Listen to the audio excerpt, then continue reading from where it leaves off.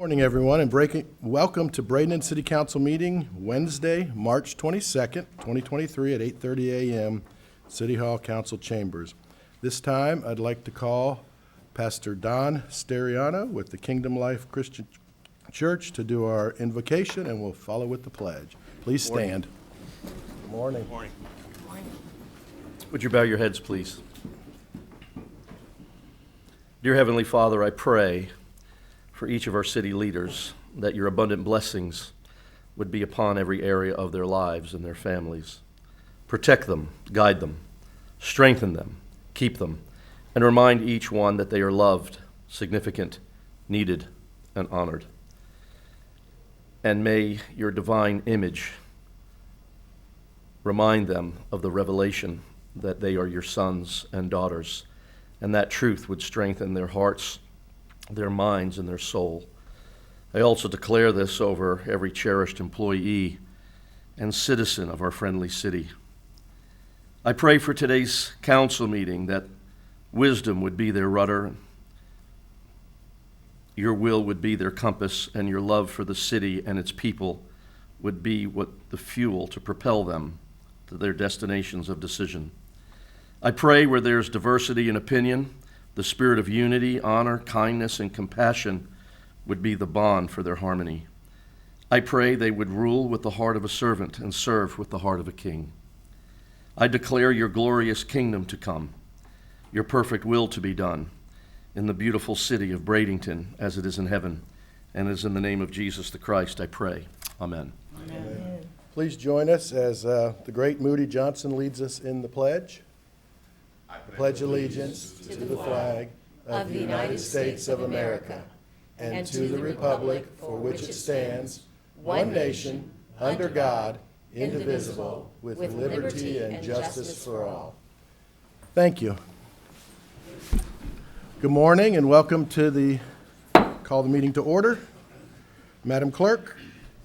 The first item on the agenda this morning is a proclamation, which I'll read on the mayor's behalf.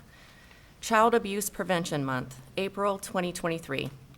Whereas Florida's future prosperity depends on nurturing the healthy development of over 4 million children currently living, growing, and learning within our many diverse communities. And whereas child abuse is a crime against humanity that affects Manatee County with a rate of 1,102.8 per 100,000 children experiencing abuse, compared to the statewide rate of 539.9 per 100,000. And whereas child abuse and neglect can cause severe, costly, and lifelong problems among society and victims, such as social, criminal, and academic difficulties, and emotional, physical, and mental health challenges. Whereas research shows parents and caregivers who have a social network and can seek support in times of need are more resilient, less isolated, and better able to provide safe environments and nurturing experiences for their children. Whereas individuals, businesses, schools, community, and faith-based organizations must make children a top priority and take action to support the physical, social, emotional, academic, and mental development and well-being of all children. And whereas during the month of April, Prevent Child Abuse in Manatee County, in collaboration with the Florida Department of Children and Families, Manatee County Sheriff's Office, Bradenton Police Department, Manatee Children's Services, Healthy Start, Safe Children's Coalition, Pinwheels for Prevention, and all agencies dedicated to the well-being of children and families will be engaging in a coordinated effort to prevent child abuse and neglect by promoting awareness of healthy child development, positive parenting practices, and promoting healthy family relationships within our communities. Now, therefore, be it resolved that I, Jean Brown, as mayor of the city of Bradenton, Florida, do hereby proclaim April 2023 as Child Abuse Prevention Month, and urge all citizens to engage in activities whose purpose is to strengthen families and communities. Signed, Jean Brown, Mayor. Thank you. Who do we have to receive this? Good morning. Say a few words. Thank you, Mayor. Thank you, Council. I'm Nadine Knapp. I'm a parenting coach at Manatee Children's Services. And we serve over 16,000 children and families annually. And I love my job. I love my parents. And at Manatee Children's Services, we feel if our families don't feel loved, they're not going to hear us. So we just love working with them, and truly, we see the difference that we're making. And we just thank you for recognizing that. Thank you. Thank you, and we appreciate you being here.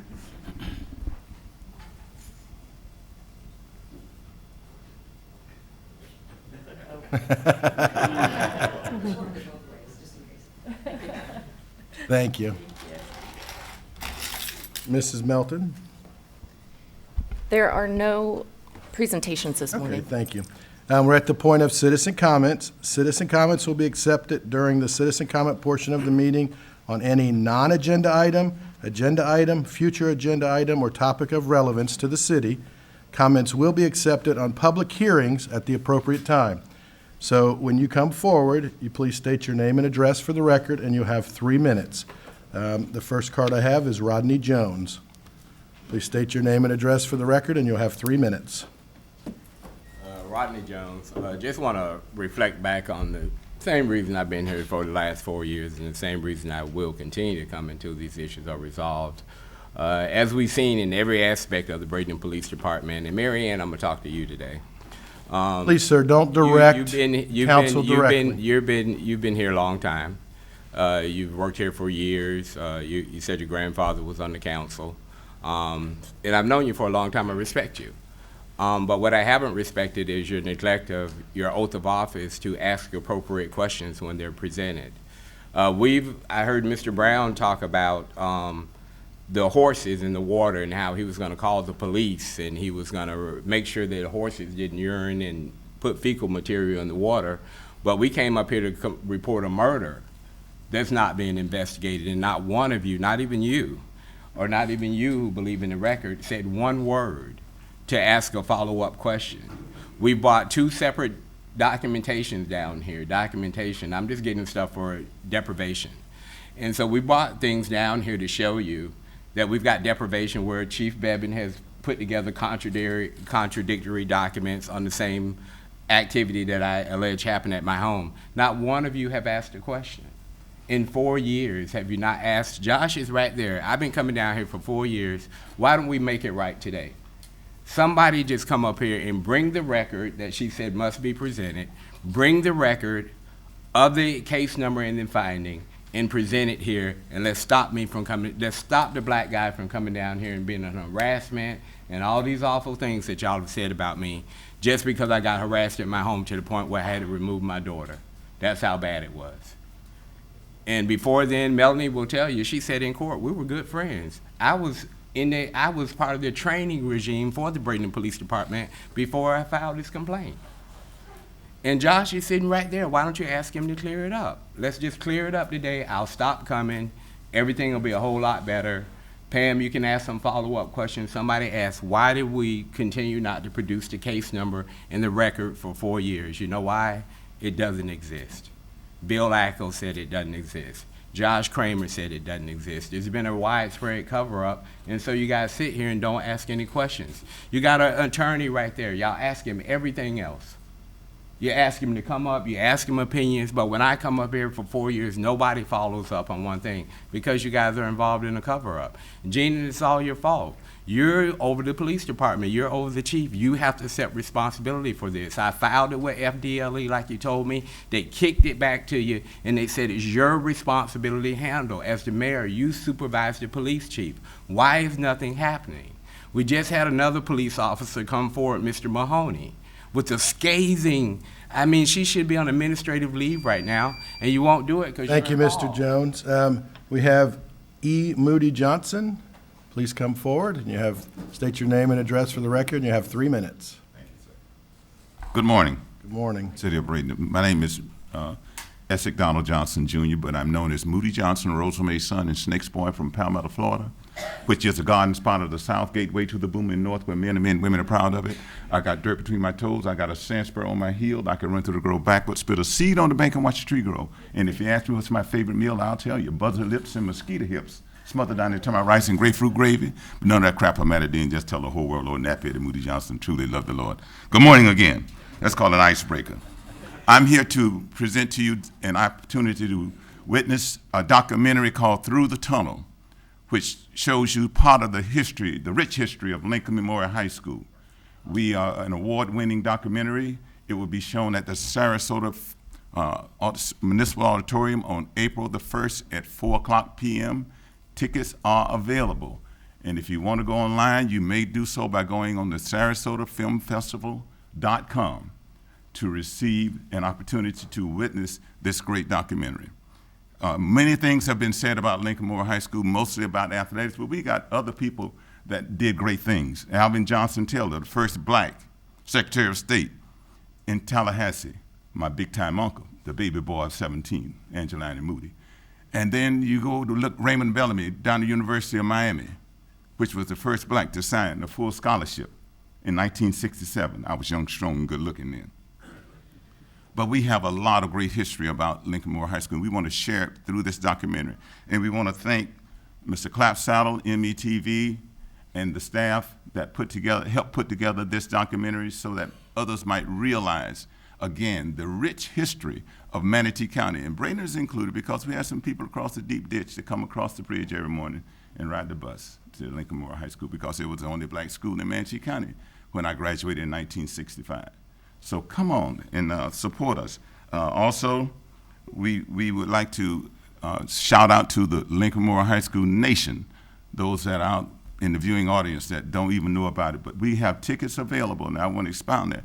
Get a chance to come down to the Sarasota Municipal Auditorium on April 1st, 4:00 p.m., and witness this fine documentary because your lives will be truly enriched by the information you receive, and you will smile when you leave the building. Thank you so much. And in the words of Mr. James Tillman in 1962 in the sixth period geometry class, he said these words to Moody Johnson. He said, "Johnson, what do you do when men and women ask you for directions you're not sure to tell them where to go because you're not sure you are yourself?" I said, "Mr. Tillman, I have no idea." He said, "Boy, you tell them no place and no time, someplace all the time." Thank you.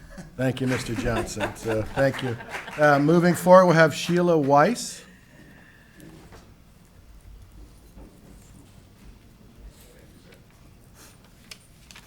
Please state your name and address for the record.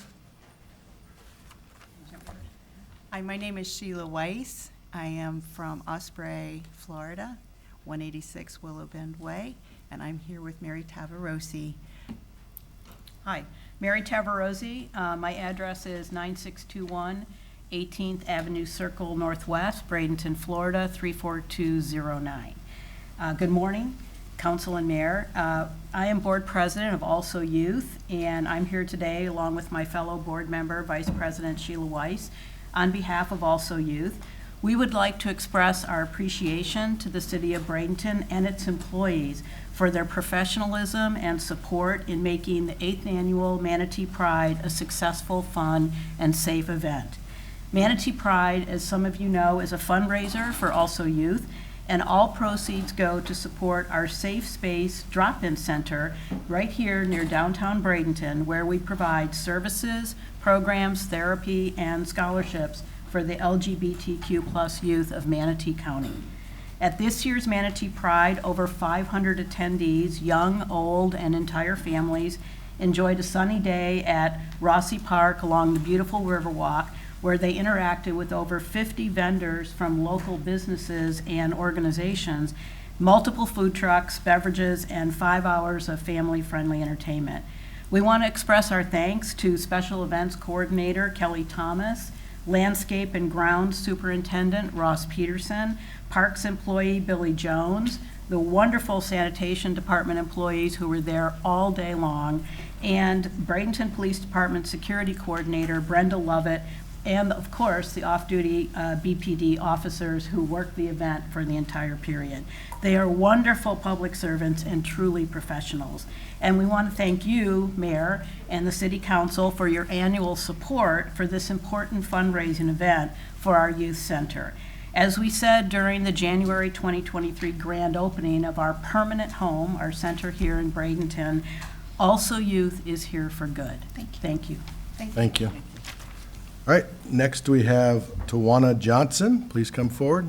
State your name and address for the record, and you have 3 minutes. Tawana Johnson, Bradenton, Florida. I'm coming on behalf of the citizens of Bradenton. They wanted me to come before and speak with the board and ask questions in reference to the recent article on Chief Bevan. A lot of citizens have a concern about the welfare and the health of both themselves and the Bradenton police force because of knowing the inside retaliation that we feel we won't get proper representation from the police department on behalf of the citizens because they're dealing with so much mentally within office that's not being brought forward. And a lot of the citizens want to know why have there not been at least her to be placed on administrative leave, why a major investigation, this is the second investigation that has been brought up against Chief Bevan.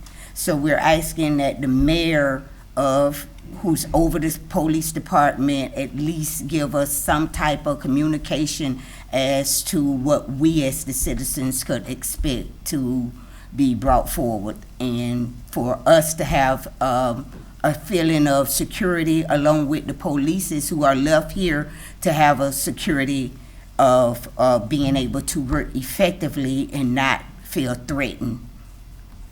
Thank you. Next, we have Mary Tavaruzzi. Oh, so same as there, all right. And then last, we have Bill Sanders. Please come forward, state your name and address for the record.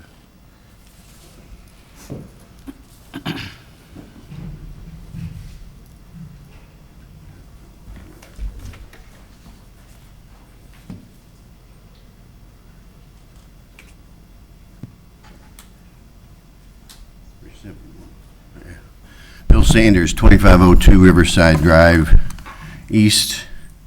And last week was Sunshine Week, and I didn't notice that the city recognized it, at least not on Facebook or Twitter or any account that I had available to me. So that's not very good that we don't recognize it.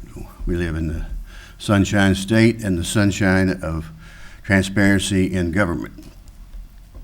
Last meeting, there was a lady that spoke out about the need for a controller for our community.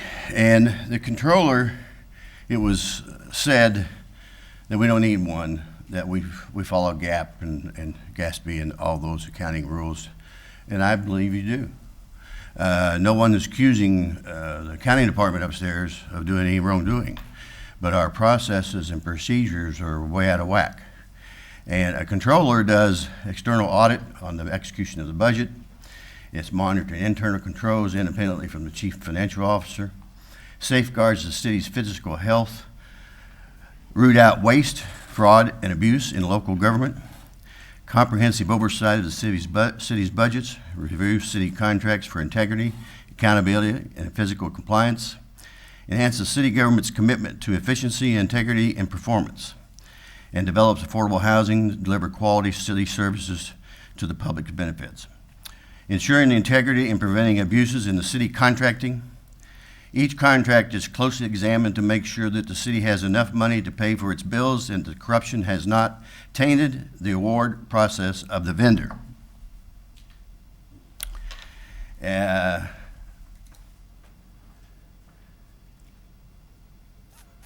Okay, that was all on that page. I thought it was, but some recent things that have happened that concerns, I think, the public and myself is that we've went from, we gave up the largest city park and the oldest city park in the city to a development, which we never got any money for. We did a land swap, but we spent $7 million on the Riverwalk in front of it that enhances that. And we spent another $2 million on the park behind it that's right in the middle of that. So it seems as if we've got city taxpayer funds that are providing amenities to these projects that we don't get any return on.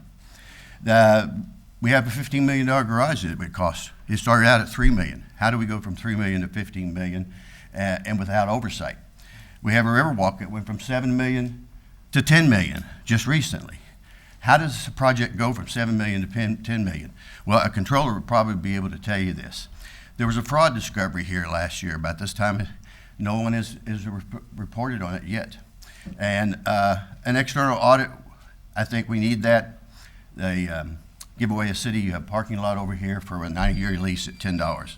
Thank you, Mr. Sanders. A lot more. Can I have more time? No other comments, so, Can I have more time? no, sir, 3 minutes is up. Thank you. Any comments from council? Staff? I'm just glad to report that we are in the process of finalizing our external audit, submitting it to the state. It's an unqualified opinion from outside external auditors that basically found no material deficiencies, no reportable conditions, no qualified findings. And again, we anticipate to get the Government Accounting Award for submission of a complete, thorough, and top quality audit. In addition to that, our bond ratings have come in. They have both been reviewed by Moody's as well as Standard & Poor's. One of them has improved to AA1, and the other one is a small A1. It's all top quality financial conditions. I just don't know what to say to these repeated types of allegations about any type of financial problems, either in the accounting, in the finance, or in the budget. I don't know what to say about it. I mean, we do a good job. Tom Kelly did, the prior finance director, Lance Williams and his staff, and the CPAs that work for us do a good job. And the allegations are somewhat disheartening. And then some of the numbers that are put down are inaccurate when they're said. Entirely. Right, so. Particularly Riverwalk that went from 3 to 7 million. I hope no one in their right mind would actually believe that that is the case. We did have inflationary increases in cost, and Jim can talk about that. Remember, when we bid a lot of this activity, it was a time before construction inflation and labor costs have gone up.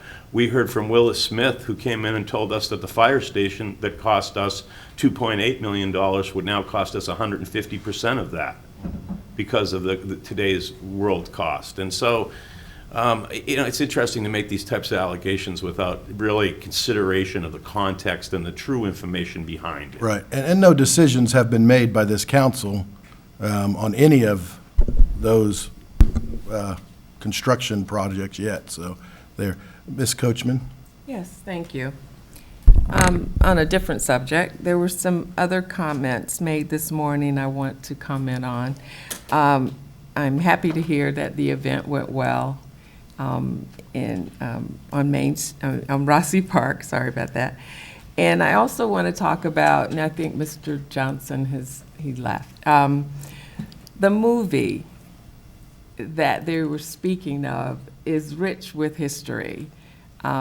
Many of my relatives that were a little older than I went to Lincoln Memorial High School. My mother went to Lincoln Memorial High School. I think it wasn't in Palmetto at the time, but Lincoln was it. It was the school where all black children of that age went to high school. I was looking forward to being a Lincoln Memorial Trojan. That was their mascot. However, I did not get that opportunity. I had to accept that, but I still have a long history, and I can remember fond memories of that band. The football players, I had a crush on one of them. He was quite older than I. But there's so much history, and I hope people really do take time to see that. It's really great. Thank you. All right, anyone else?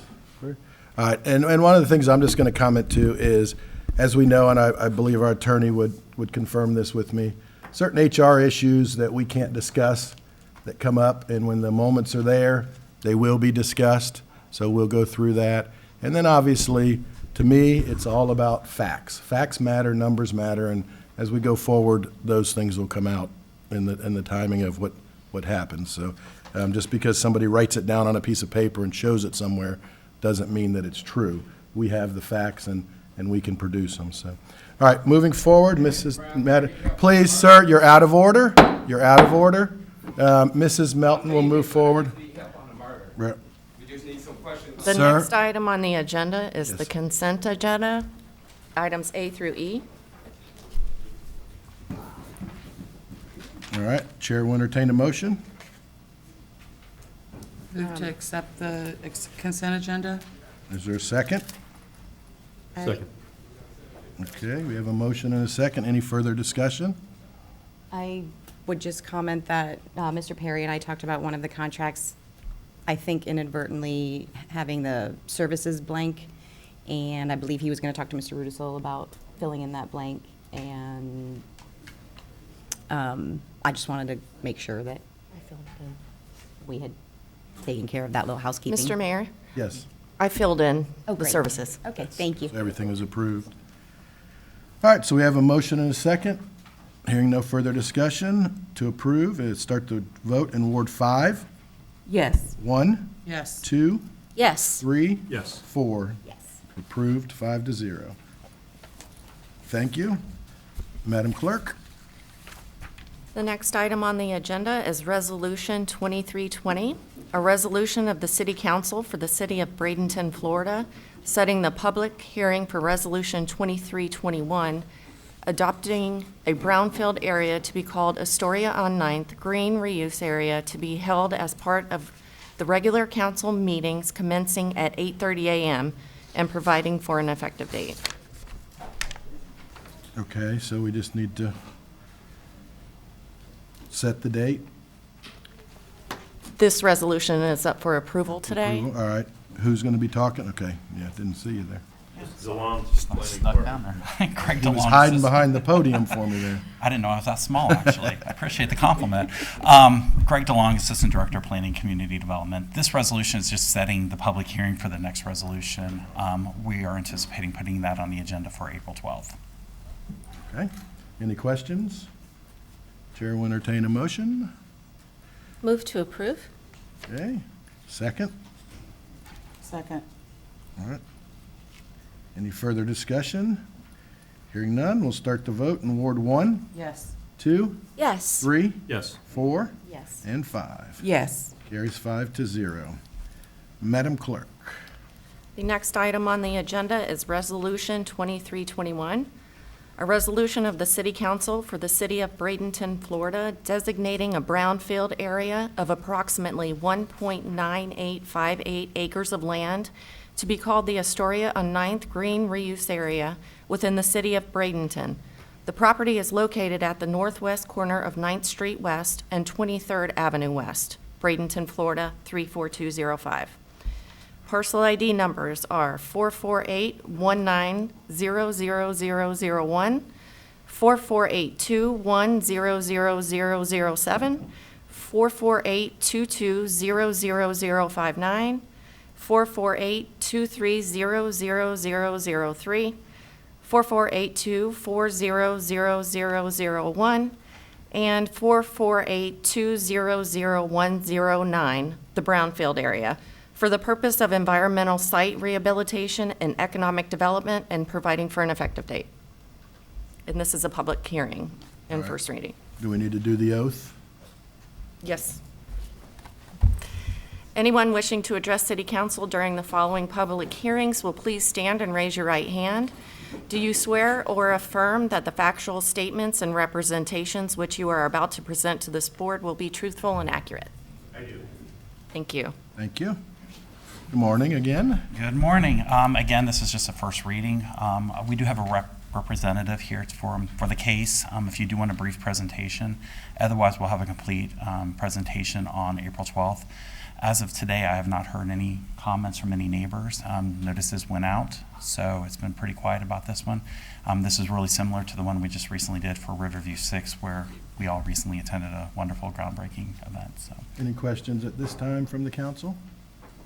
All right, all right, so we'll see you on April 12th. all right, set the date. Scott? I was just going to say, Mr. Mayor, there is no action required today, but it is a public hearing item, so we still need to open it up. Okay. All right, no action today, but anyone wishing to speak on the public hearing on this, We'll open the public hearing. Anyone wishing to speak? Anyone wishing to speak? Anyone wishing to speak? Hearing none, we'll close the public hearing and move forward. Madam Clerk?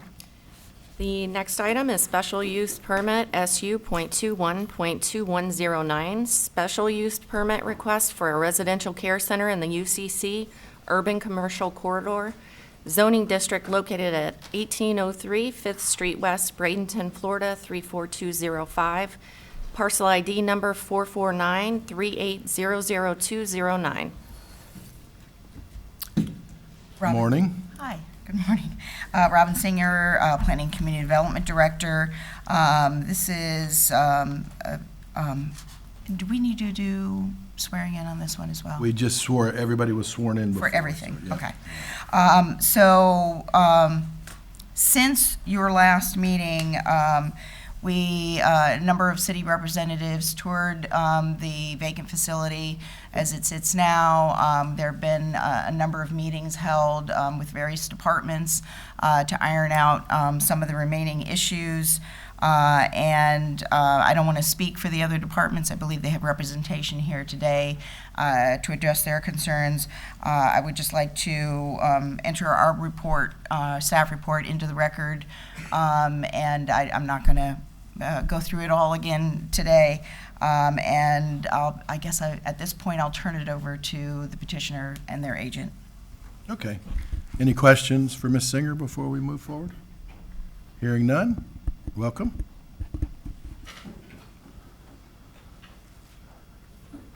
Good morning. Good morning. For the record, my name is Stephen Thompson. I'm the attorney for the applicant, and I have been sworn. And again, as you recall, the special hearing was continued primarily to address two issues: safety and also the economic impact to adjacent properties. And we're going to address those this morning. I'm going to bifurcate the safety because I think there's really two issues that make up the safety issue, and that's the fire protection and the police department. So we are going to address each of those three issues. I have Darren Autry, Ben Hollis, and also Richard Bass, who I will be introducing to specifically address those issues. And since that hearing a couple of months ago, we have really worked. We have worked very hard. We did take a tour. We invited the fire marshal and city representatives to tour the facility. We had separate meetings with the fire marshal and the fire department, and we also had a meeting with the police, representative of the police department. And I think you're going to hear that we have made some significant changes in regard to this proposal. And these changes, I believe, address the issues or the concerns that were raised by the council, the fire, and the police. So I'm going to begin by asking Darren Autry to come up and talk a little bit about his discussions with the fire marshal and my understanding of the agreements that we have established with the fire marshal and the fire department. Then I'm going to introduce Richard Bass, who's an appraiser, who's going to be talking about the economic impact of this proposal on adjacent properties. And then at the end, Ben Hollis and I will talk about the issues with the police department. But I'm going to ask Darren to come up and talk a little bit about the fire issues. Thank you.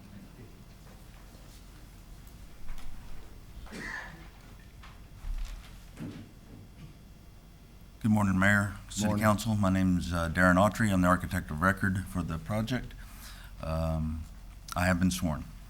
Yes, we did meet with the fire department, the police department that toured the facility, along with city staff, code enforcement. There was quite a number of people there. I think that's most of the departments. The primary concern coming out of the last presentation was, where are the children and staff exiting the building in an emergency? So here in gray is the building. There are 4 exits that lead into a fenced compound. with a 10-foot no-climb fence. That fenced area is 19,200 square feet. It holds an entire high school-sized basketball court. So the 27 potential children occupants and the 5 staff occupants have plenty of space to get safely away from the building. There will be gates put on the fence. There is gates put on this fence here, and there will be a new gate put in here for fire department access, should that be necessary. The other issue was locking arrangements. So these doors shown with exit all have panic hardware, so they're never permanently locked, so anybody can freely egress from the building. It would set off an alarm if it's not the daily use exit here, which is where the children and staff would go outside to participate in activities or go to the classroom building next door. The front doors are locked by mag locks. So the outside door is locked to prevent anybody from just walking in to the facility, and the interior one is to prevent anybody from just walking out. So staff has control of those mag locks and can release them on an appropriate request. I'll have Mr. Hollins speak about the operational criteria of the facility. Thank you. Are there any questions related to fire safety or the building? Nope, thank you. Thank you. Again, Stephen Thompson. The next issue that was raised at the prior hearing had to do with the economic impact of this proposal to the adjacent properties. And as you're aware, the city's special use criteria requires an evaluation of the effect or the impact of this proposal, the economic impact on the adjacent property. So we have retained a professional appraiser, Rick Bass, who is going to provide testimony, and I have his report that I will enter into the record and give each council member a copy of it while Mr. Bass discusses his proposal. Thank you.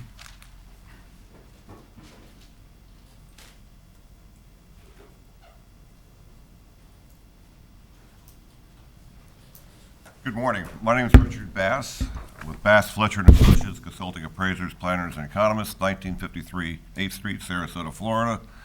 I have been sworn. Among other things, I hold a real estate broker's license, a real estate appraisal instructor's license, a certified general appraiser's license. I formerly held a USPAP instructor's permit, the USPAP being the Uniform Standards of Professional Appraisal Practice. I hold the MAI designation.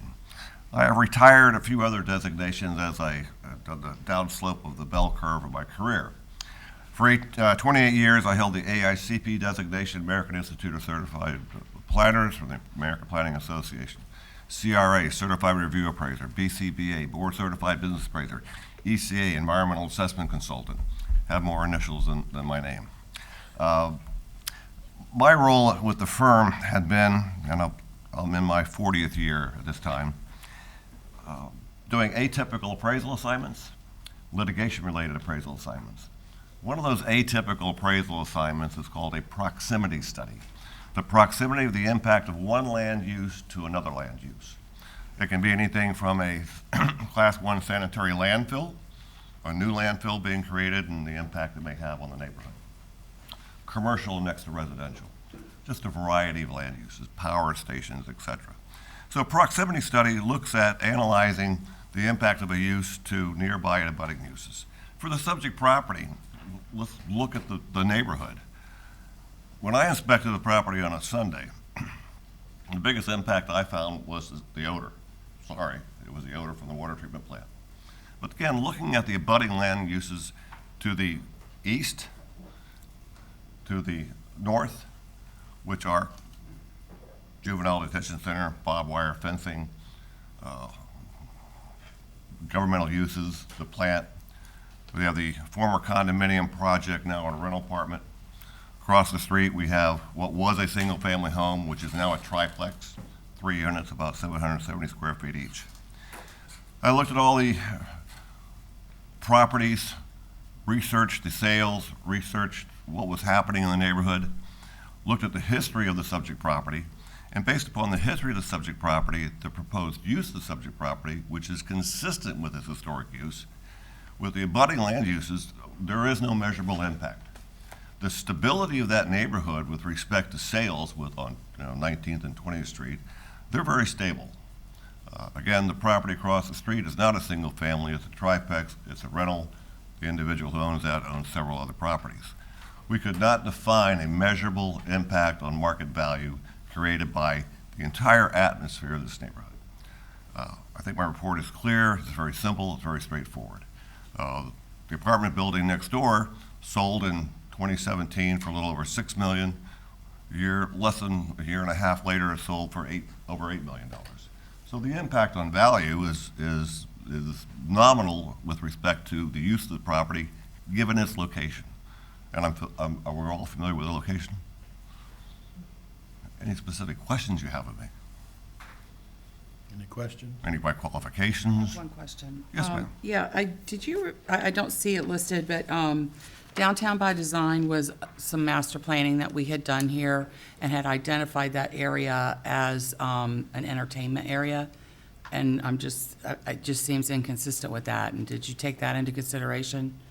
It seems like the entertainment would be north of that because Yeah, but it's pretty close. you have the water treatment plant, you have the juvenile facility, you have the county complex of the vehicles there, you have a number of commercial uses along 17th Avenue, along even 19th, directly across from single-family residential and commercial operations.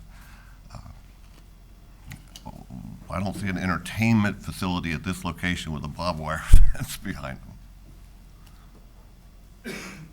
Any other questions, Well, Ms. my Moore? question is similar to Councilwoman Coker, which is, I can appreciate that you're not finding a negative impact, but in your expertise, would you say that this could possibly prevent an actual increase in property value in that area, if that is in fact our goal, which I believe it is? I think this is a micro element of a larger macro element that already impacts the neighborhood. And unless you're going to change the abutting uses to the north and to the east, no, ma'am. Councilwoman Coachman? Thank you. You've done an excellent job showing that the area is not the highest in value area.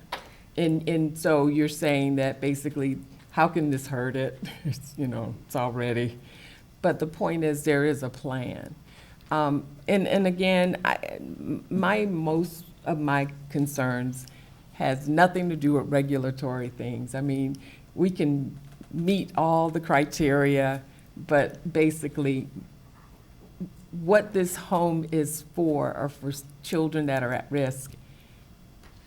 And you just don't seem to be putting them in an environment conducive to success. But that's not something we can regulate. That's just a humanitarian type of, view on it. But I look at the historical use of the property, and it's been drug rehab and other types of facilities.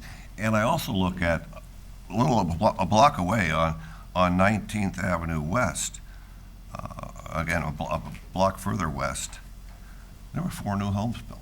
Those homes were being sold for over $200,000, where a lot of the older homes in this particular neighborhood, again, very stable neighborhood. They don't sell it often. Continuous ownership. They're in the 100, 150 to 180 range. So again, proximity. What's going to happen?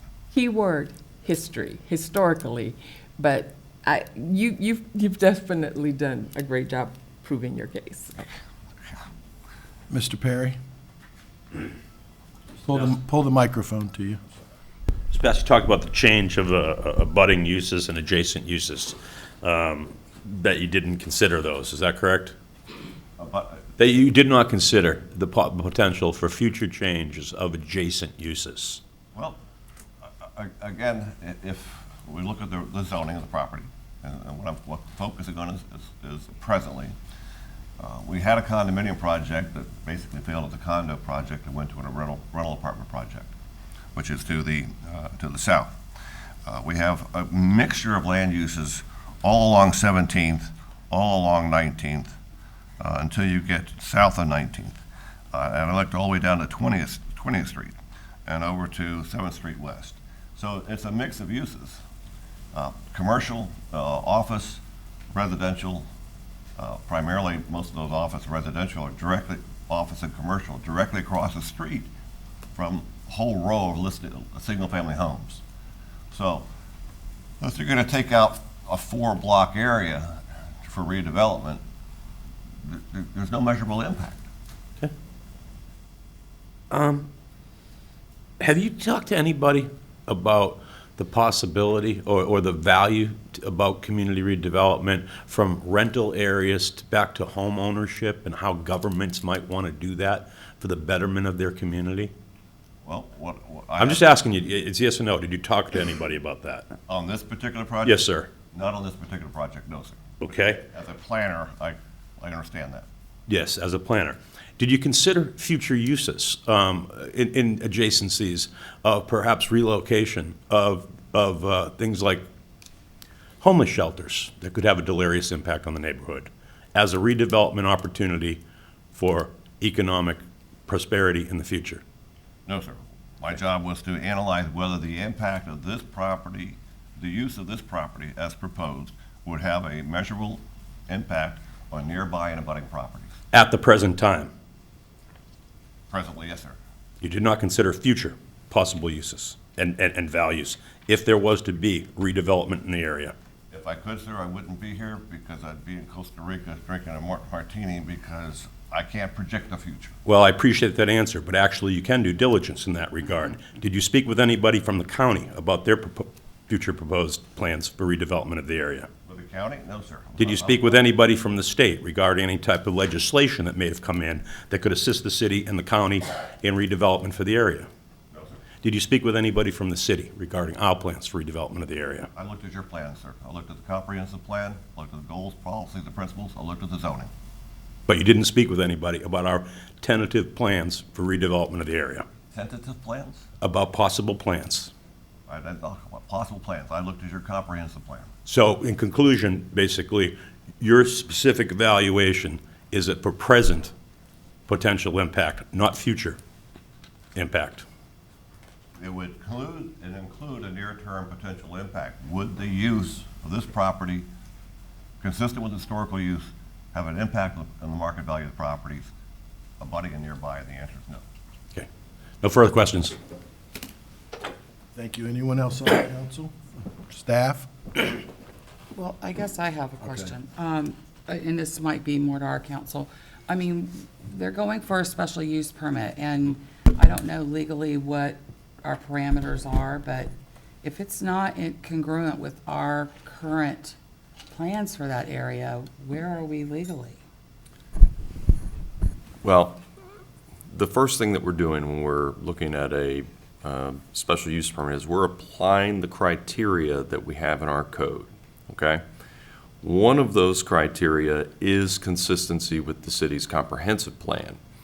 And so to that extent, staff, should address that, and you can look to the staff report where they've analyzed the project under the comprehensive plan.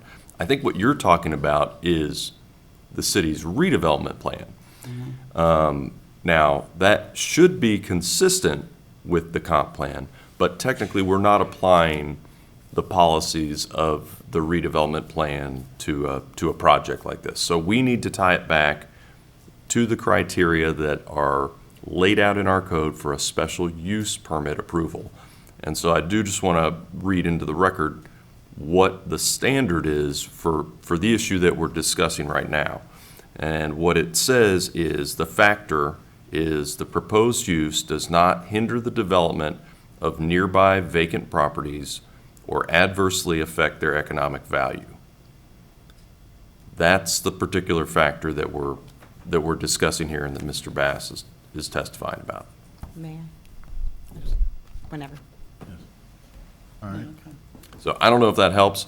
I think the short answer is we can't look at the CRA plan, but if you have questions about, what might be planned for this area under the city's comprehensive plan, I think that is a question you can ask staff. Okay. That was going to be, Councilman Moore. to follow up, I was going to ask to read that criteria. And I think that what we're trying to get at is that phrase, hinder development. And that speaks to the original question, which is that I understand that the report confirms that we're not going to go backward in value, but will this project hinder the development of this area? With respect to the council's reading of the ordinance, it said vacant land. As far as I can recall, there's only 2 vacant lots within a 2-block area. Okay, I think Chief Bevins has. Just as one more point, and kind of teeing off onto some of the questions from council, as well as Mr. Rudisell. Just so council knows, I did speak with CRA, Chris, and asked him, and also when Katarina was at one of our Monday morning meetings, I told her I'd spoken with Chris when she wasn't there about the possibility of a review of the comp plan and future development and the like. Unfortunately, I can't provide that information to council. You may want to hear it, and perhaps Mr. Rudisell would have parameters on what you could hear and what you couldn't. Be perfectly honest with you, he alluded to the fact that the comp plan is to be considered, certain redevelopment can be considered, and as pointed out by Councilor Moore, the future redevelopment may be something for Mr. Bass to consider, but he hasn't, and I get that. Unfortunately, we weren't able to supplement the record. That's the point I'm making, and I won't go into any further detail on that. I would have liked a more developed record personally, for your benefit and for the benefit of legal. I really would have. But I agree with Mr. Rudisell. All right, thank you. Chief Bevan?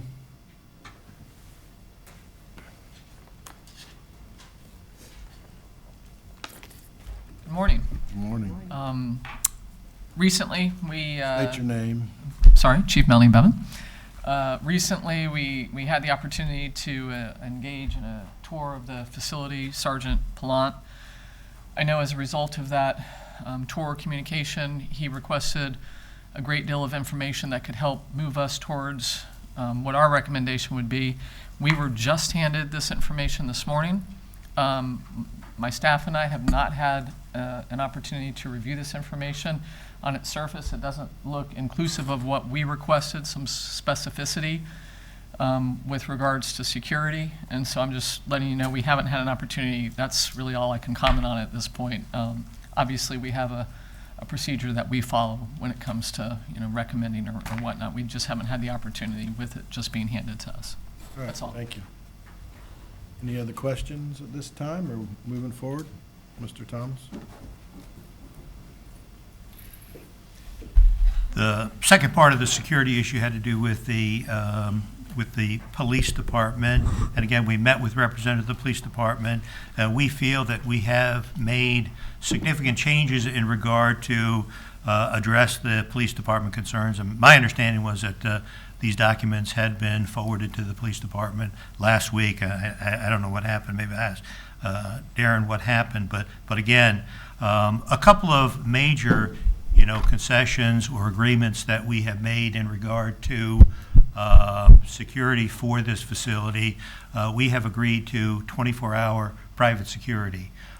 This facility will have 24-hour security. I know that was a concern, so that should go a great way in alleviating some of the responses, some of the concerns from the police department. And we had talked at our meetings with the police department about that specific accommodation that we were going to make. I'm going to ask Mr. Hollins at this point in time to address other internal issues in regard to the facility and how they help with the security and provide the security that I think the council and the police department were concerned about. So I'm going to ask Mr. Hollins to testify about other procedures, policies that will be implemented for this facility to address the police issues. Thank you.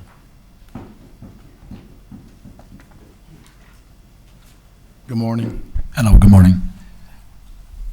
I'm Benjamin Hollins, a representative of 1803 Fifth Avenue Land Trust, working with the office. We did meet with the police. They did request some stuff. The stuff was sent over in some emails a couple times. I received a late night email that I saw in a chain, because it was a connected chain of emails from Sergeant Pala, who said he didn't see the attachments because he was added on to a chain of emails. So I personally resent those, date and time there. I personally resent those emails with the documents that they had requested. And then when I showed up this morning, I also handed a copy just in case it hadn't been received. To speak towards some of the security concerns that we had before, and I don't want to, I will be submitting this on record as well. I don't want to read through the whole document, but basically this facility, which former use was a detention facility, and it has the internal controls for that. The front door to this facility will be locked at all times.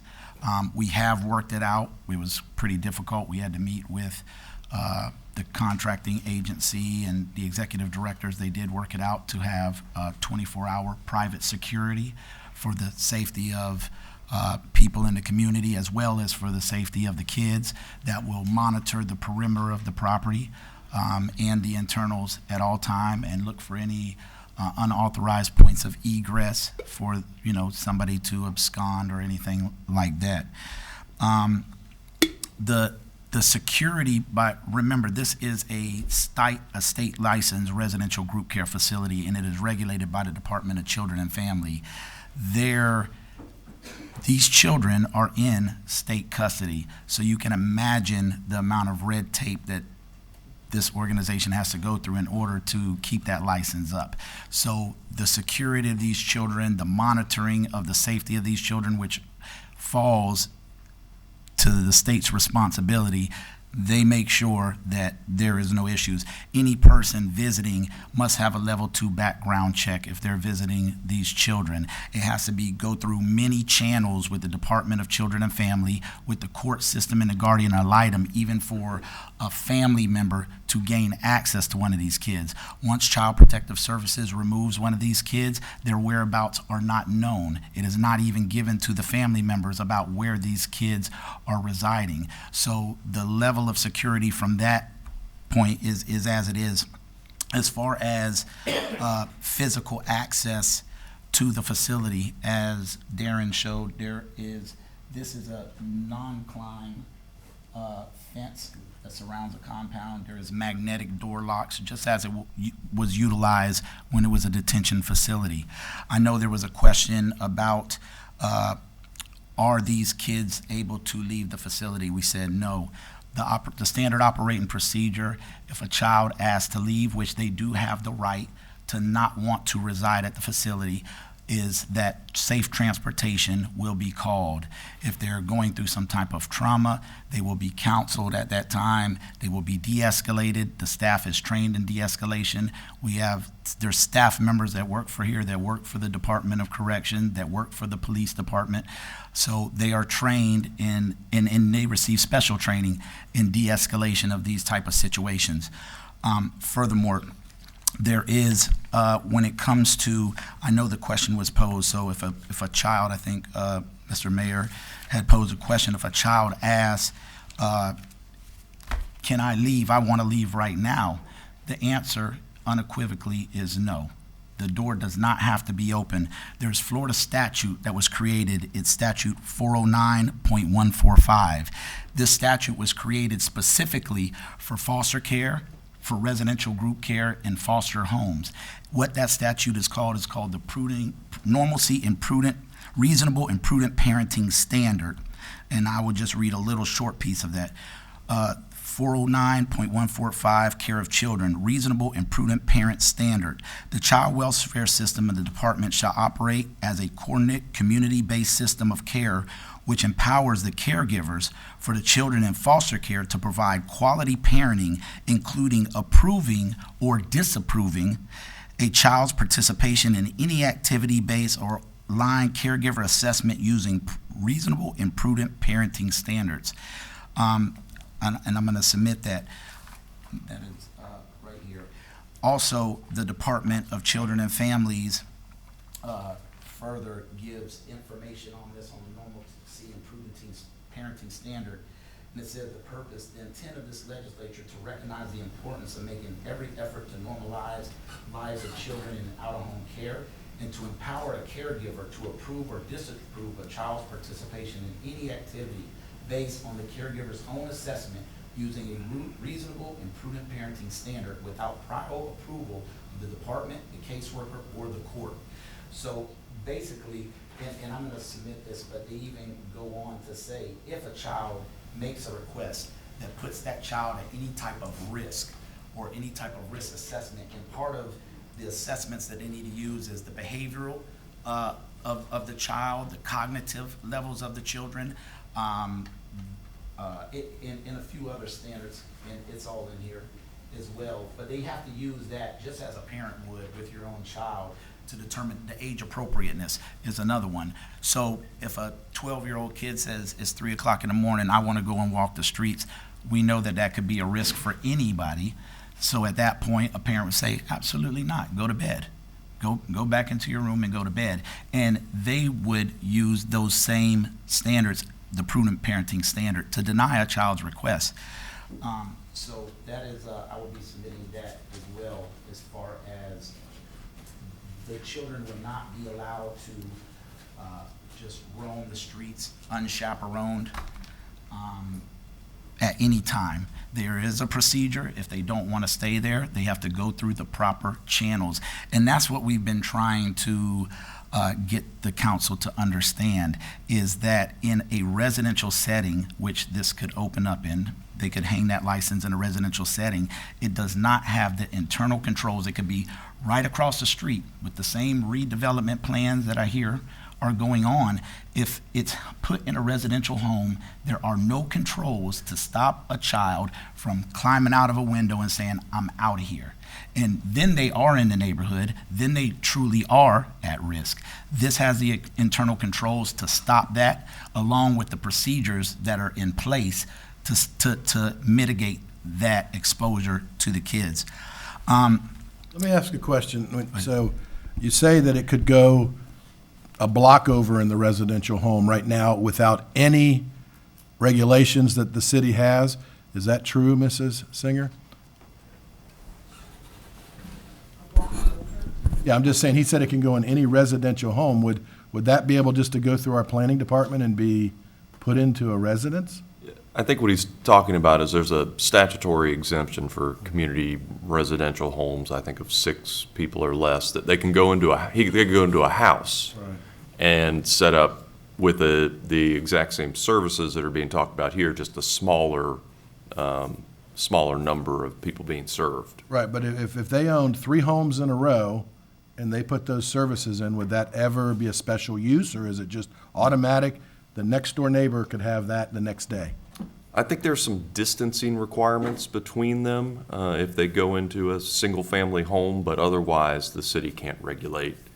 Up to a certain number. Right. Right, and that new number is 12 by administrative code.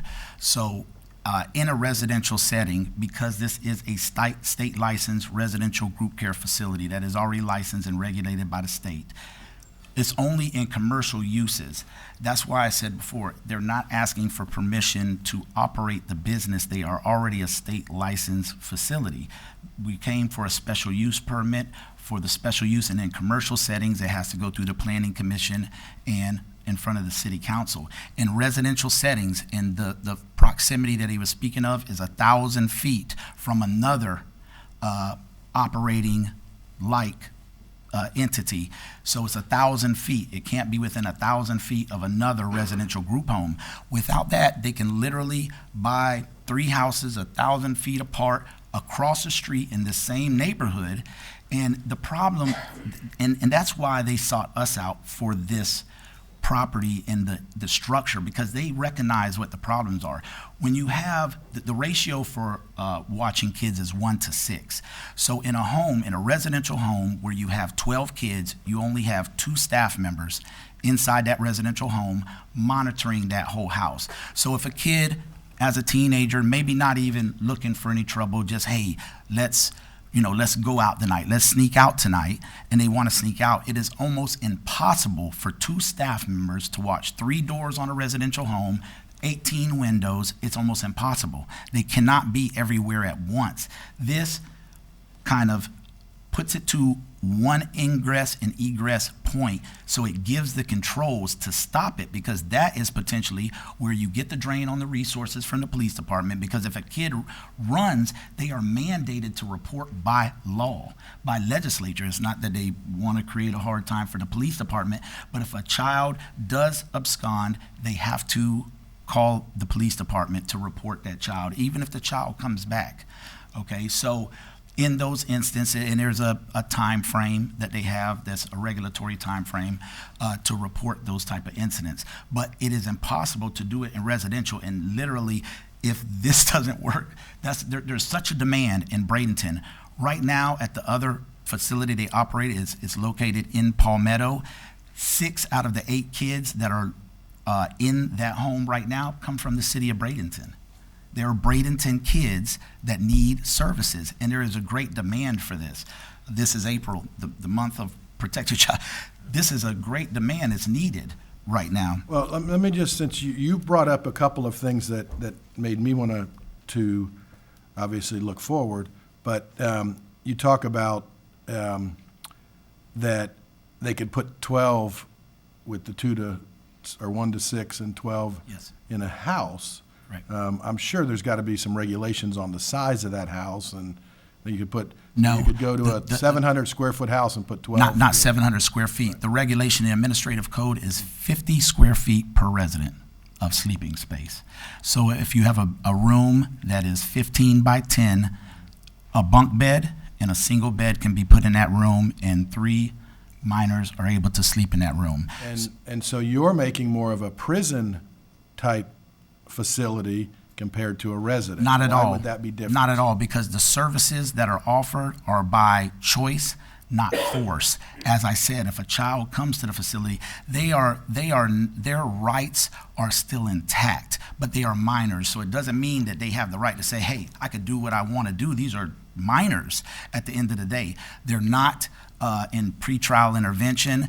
You know, some of them may have had some type of mischief. The majority of the kids, they have all of their rights intact. They're not on probation. They don't have probation cases. They are allowed to go, they go on chaperone trips to the movies. They've gone on chartered fishing trips. They get out and they do things. They're allowed to have normalcy that a child can have. However, as a prudent parent, any child that requests something that is going to put a child at risk, they would be liable if something happened to that child that they let happen. A ton of bricks would fall down on them. The fury of the Department of Children and Families would fall down on them. Then why are you seeking out a facility that has the 10-foot fence, security? To answer the concerns that the city is saying that they have, the drain on police resources, a way to, these operating procedures are most likely because the Department of Children and Family, you have to do an extensive standard operating procedure to run this building. It's highly regulated.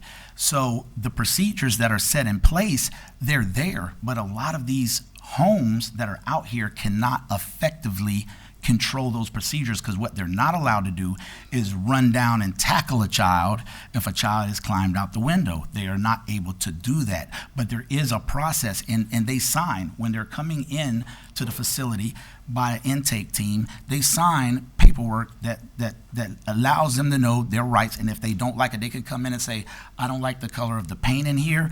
I don't think this is the place for me. They can immediately get on the phone. They're told to tell the staff. They get on the phone. They contact Safe Children Coalition that was spoke of tonight, they contact them and they arrange for safe transportation. That is the placement agency that places for the Department of Children and Family is Safe Children Coalition. So they find a more suitable housing for the child that he is comfortable in, and he has every right to do that. But you just can't run out the door and go outside, because potentially it doesn't have to be this neighborhood. You can leave any neighborhood and you could get hit by a car at night. Anything can happen. Crime just doesn't happen in low-income areas. It happens everywhere. It may be more predominant in low-income areas, but it happens everywhere. So any child, any minor, there's going to be those type of restrictions for their safety. Councilwoman Coachman had a question. You're absolutely right. That could happen anywhere. But if you're thinking about the probability of it happening, would you want to put, and again, I know this isn't something we can regulate, this is just something that we should be thinking about. If there is the possibility of them absconding, you would probably want that to happen in a area that's less likely to be of significant danger. However, again, I understand we're meeting checking the boxes, but I still think we should consider, and I know that's not a reason why, we're not here to approve how you operate, but I do feel like I should hear something about you operating in the manner that you're kind of looking at what's going to happen to these And we are, with that security plan that's submitted, you'll see the level of security for people coming onto the campus and leaving the campus. I also want to bring up, in our research of the city of Bradenton, actually, these type of facilities, residential group care, shelters, there are more in this zip code than anywhere in the city of Bradenton. We've actually identified 13 properties, which of 7 deal with our exact demographic that are within a mile radius of turning points. That was a focal point of this conversation earlier because of the homeless people that were out there, which I see recently they've been cleaning up, which congratulations, it's very clean. We haven't seen anybody out there in days and even at night. So they've been doing a great job at that. And if they continue to clean up the area, hopefully it will be less with the future redevelopments that are coming. There should be less risk. It sounds like that's what the plan of this council is. But there are 13 13 organizations that serve, and 7 of them, one of the young ladies you just rewarded, she's with MCS. MCS has a shelter within a mile. This is it right here. This is Family Resources. They have a shelter there. They serve a younger population of kids, and it's exactly 3,200 feet. We went with land surveying equipment. It was 3,200 feet from the door of Turning Points to this residential group care facility that operates just like us. In this facility, no super fences, no walls, no security guards, nothing like that. We did put a call through to the executive director to find out if they've had any. You're upside down. Oh, sorry. To the executive director, but you see the fencing and the layout of this property, it almost looks like a residential home. And it's also been determined as a safe place, which I'm not sure if you know as an organization. Here is the MCS one. Also, here we go. That is who was just given an award by the city earlier for their services that they provide. This is the security gate that they have at their property, and that is it. It's a 5-foot gate, and it just has a security keypad to get in. They have several places all here locally. This is actually another one that MCS has that is in the area. Like I said, there were 13 places within a mile. Okay, 4 of them were within 1,000 feet of. They were 1,000 feet from Turning Points itself, and throughout the city of Bradenton, there were only like maybe 3 or 4 other ones at all, and they were a little further. And I don't know those neighborhoods potentially. We also had daycares that are in that area. This is within 1,000 feet, and their fence was actually wide open, and this was how far it was from Turning Points. 1,000. Another thing, the turning points, we spoke about the Rogers Elementary, and I think there was some communication because I guess the police department was saying, well, the homeless thing brings a lot of, there's pedophiles, there's high crime in that area. Right here, we also measured from the playground, the corner post of Rogers Elementary School to the door of Turning Points, not even in a direct path using the Pythagorean theorem, going down the block and turning 700 feet from Turning Point. The kids leave every day walking through this neighborhood, and these kids are elementary kids. We are dealing with high school kids. These kids are 9 and 10 and 11 years old walking by themselves through the same neighborhood that we're speaking of. May I? That's the playground, and here's the measurement to the door of Turning Point, and here is actually a map. If you see, that is the corner of the playground, this is the beginning of Turning Point, and this over here is where our facility is located. Okay, Councilwoman Moore has a question. Right, and, well, my comment was gonna be that I don't doubt, it seems very apparent to me that you care about the safety of the children. So that is a little bit, that's not my focus. To your point that there's 13 in this zip code, that is my question. At what point do we say that continually putting this type of service in that area will begin to diminish the value of that area? That area is, the people that live around that area want something different there. I don't understand, this is where I'm confused at. I don't understand where providing services to these youth diminishes the value, and if that's the case, then where can these kids go? If it's gonna diminish the value in this neighborhood, is it gonna diminish the value in a gated community or where you live? Is it, so where? That is my question. Is So why where do can't we these, spread so it where out a do little they bit? go? Unfortunately, you know, when it comes to real estate or real estate acquisition, there could be offers made on properties, things don't always work out. Where can these children go? The services are needed. These are Bradenton kids that are getting removed, and they need the services. They are not the problem. They are not the problem. So I'll submit all these on record. These are the kids that leave home, that walk through the neighborhood there, playing, some of them riding their bikes, and these are little elementary age kids that leave. One other thing, which was kind of interesting, is that the Safe Place organization, which is a national organization, you've probably seen it before. They have a sign on the front of buildings. You've seen it on MCS, who received the recognition today, on their door, on the fire department's door, on many things. They actually go into the elementary schools and they educate the schools on what a safe place is. So in any neighborhood, if this sign is hanging on the door, the kids are made aware of what that sign is, and if they are abused or exploited or neglected, they can go to that place and know this place is a safe place for us to go. We can go to that place, and the people that are registered with Safe Place on their national registry are trained in, there are special numbers that are given that can provide immediate service or care, or can have them picked up or placed into a shelter. There's 20 of those in the same zip code, probably within a mile of this. One of those Safe Place locations was at the Turning Points location, actually. They are registered as a Safe Place location, along with that same room, Family Services.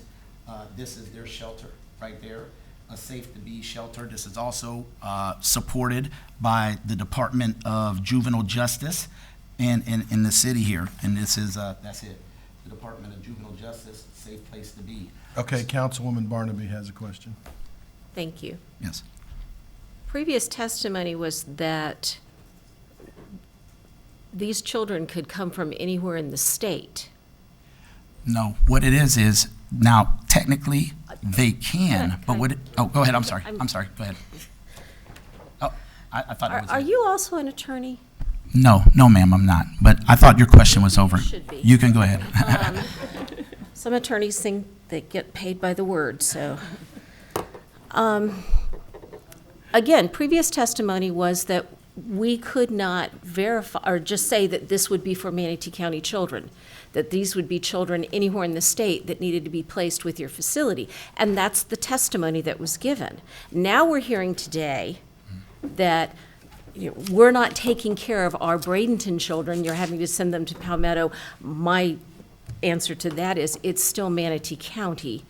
Correct. And all of our taxes help pay for these things. Correct.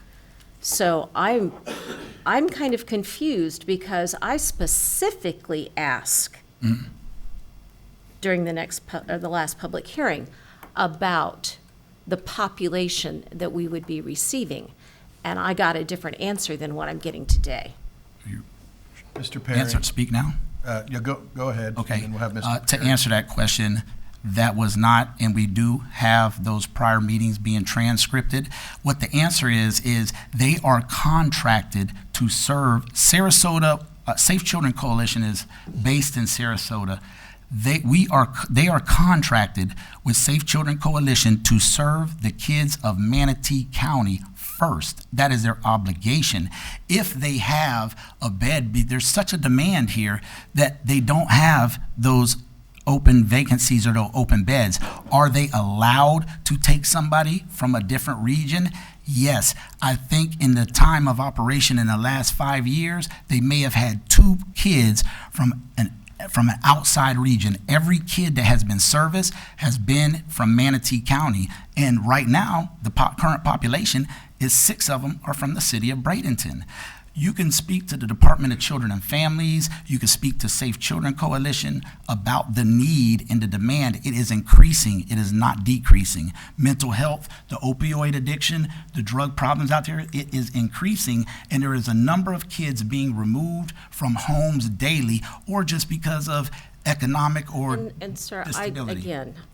we have given you a lot of time. Right. So just to answer I think you misheard before, and it is on record, and we are having that transcripted. I will absolutely check that. And maybe we need to table this until we go back through those transcripts. Mr. Perry. Just briefly, these are all very interesting points from social services and the handling of children at risk. And I've got a lot of questions, too, about this looks more like a detention kind of custody facility than a group home, and why do they... Some of those elements that I are familiar with from my days of operating prisons and square foot ratios and the like. But it's a land use hearing. That's what this is. And Mr. Hollins, as eloquent as he is and as detailed, has provided us a great deal of information on the social services points and probably has dug a part of a hole on creating more questions than answers, frankly. It's a land use hearing. And if you look at the proposed order, and the criteria, there's really 2 components, which are K, as far as the development of nearby property adversely affecting economic value, and M, thank you, exactly, which is the use is generally compatible with adjacent properties, other properties in the district, including hours of operation. What I will say is that these folks have come here and put forth an application and tried to adhere to our land use requirements. They have met with the fire safety people, the building safety people from the city, the police. We had representatives from the administrator's office go to the tour. Mr. Autry is a very, very fine architect in the community, on our planning council, I believe, as well. And at the end of the day, we have to really kind of focus on what the criteria is within the land use. These questions are important. I have some as well. It's interesting that it started as 75, I think, occupants, and we're down to a limitation of, just tell me the limitation, just the number. 27. 27. So a fairly significant downsizing. When I look at these features and I think about teenagers, prisons have classifications. This isn't a prison, but I'd imagine these facilities and the state authority that runs them, juvenile justice, has classifications too. And the older, more high-risk type kids might need these types of components, and they're a little bit more challenging, there's no doubt, and the like, than probably some younger kids and the like, but it is a segment of your population. At the end of the day, you're talking about 27, you can put 12 in a home, 50 square feet per. We have 10 of them in the community. I wish they would be out in Lakewood Ranch too and spread amongst the community if it is. And I don't mean to disparage Lakewood Ranch, but I wish that other areas would deal with that. And we wouldn't have to deal with the criteria and the considerations of the land use impacts within our urban core, because that's what a lot of the economic development discussion has been about. But I think if we're going to hear this today, we have to be mindful to stay contained to the parameters of the land use decision. And I defer to Mr. Rudisell for any further comments on that. And Mr. Hollins, I think you might want to have, you have the floor. No. I think you've done a very thorough job. I'll finish it off there. I will be submitting this to record as well, which was the other request that they asked for, to determine a number for if a child does leave this facility unauthorized, that they will discharge them. This is a request by the police department in the meetings that we had with the police department. They said, we wish you could get it to a number that you're not just gonna take this kid back after he runs and he runs and he runs. And so that is what this is. They get 2 chances of unauthorized departures, and after that, they will follow the process to go ahead and submit an immediate discharge for the child, which will cause a Safe Children Coalition to implement their emergency child removal process. So I'll be putting that on record. And Me too. Mr. Rudisell? No, I agree with Mr. Perry's comments to just bring us back. You know, we've gotten into a lot of operational issues and questions here. At the end of the day, this is a land use consideration. Is the use compatible? Is it consistent with our comprehensive plan? Those types of things. The only thing I did want to note, it's an interesting discussion that we had about the fencing and the security. And I think I'm kind of hearing that the council may not want to have that type of a look to the property, and that may be part of what would impact, development in the area. I just want to point out that is currently a stipulation that is being imposed by the city on this project. So I don't know that was something that was proposed by the applicant, but the non-climb 10-foot security fence is a proposed stipulation on the project. Mr. Rudisell, I have a question, and we'll have Ms. Coker, then Ms. Barnaby. For the stipulations that we're trying to discuss today, and it's a special use, why, if they meet all the regulations, why are we here then having to decide that if it's something we can't decide one way or the other? Well, I never said that the council couldn't decide one way or the other. It's the council making the decision as to whether the application meets these criteria.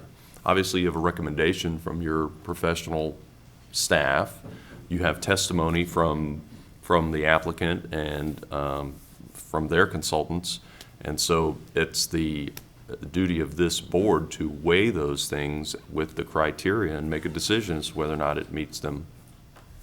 Okay, all right, thank you.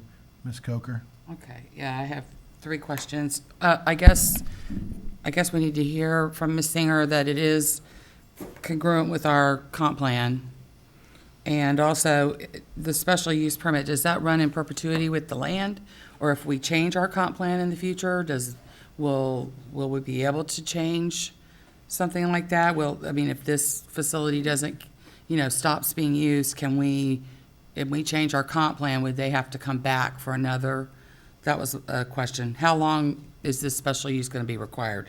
And then, is that chain link fence that's going to be around it, or is it something a little more attractive? Chain link fence is climbable. Yeah, this is a no. Oh, well, All right, so. for some people, Ms. maybe.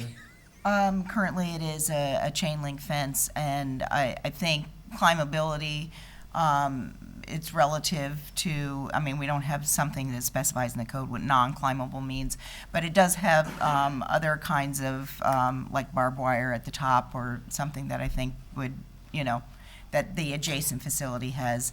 They also have a secondary fence adjacent to it, which I believe is a wood fence. or bamboo in some cases. It's in disrepair currently, and I think definitely needs to be repaired and fortified to make this non-climbable. As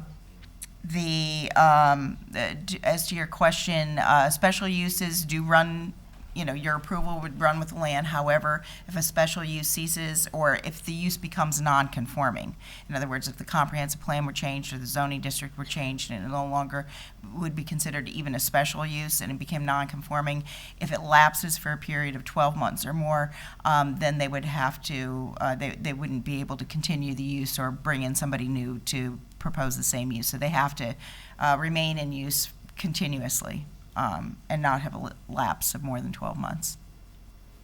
But as it is now, it is compliant with our comp plan.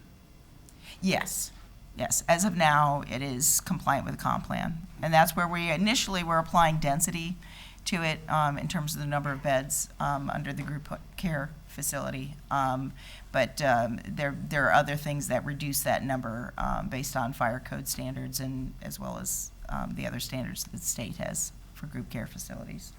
And is this not part of what we just did, the moratorium, or not moratorium, where we were in The process? zoning in progress? Yes. No, it's not. For one thing, this is outside of the form-based code. So that applied just within the form-based code. Okay. And for another, it was specifically dealing with the uses. We didn't use this terminology, group care facility. Okay. Okay. Ms. Barnaby and then Ms. Moore. Well, my concern is hearing from our police department that they were handed something today, allegedly mailed to them or emailed to them earlier, but they're saying this is the first time that they're seeing it. And that kind of weighs heavy on me because I haven't seen it. I don't know what's in it.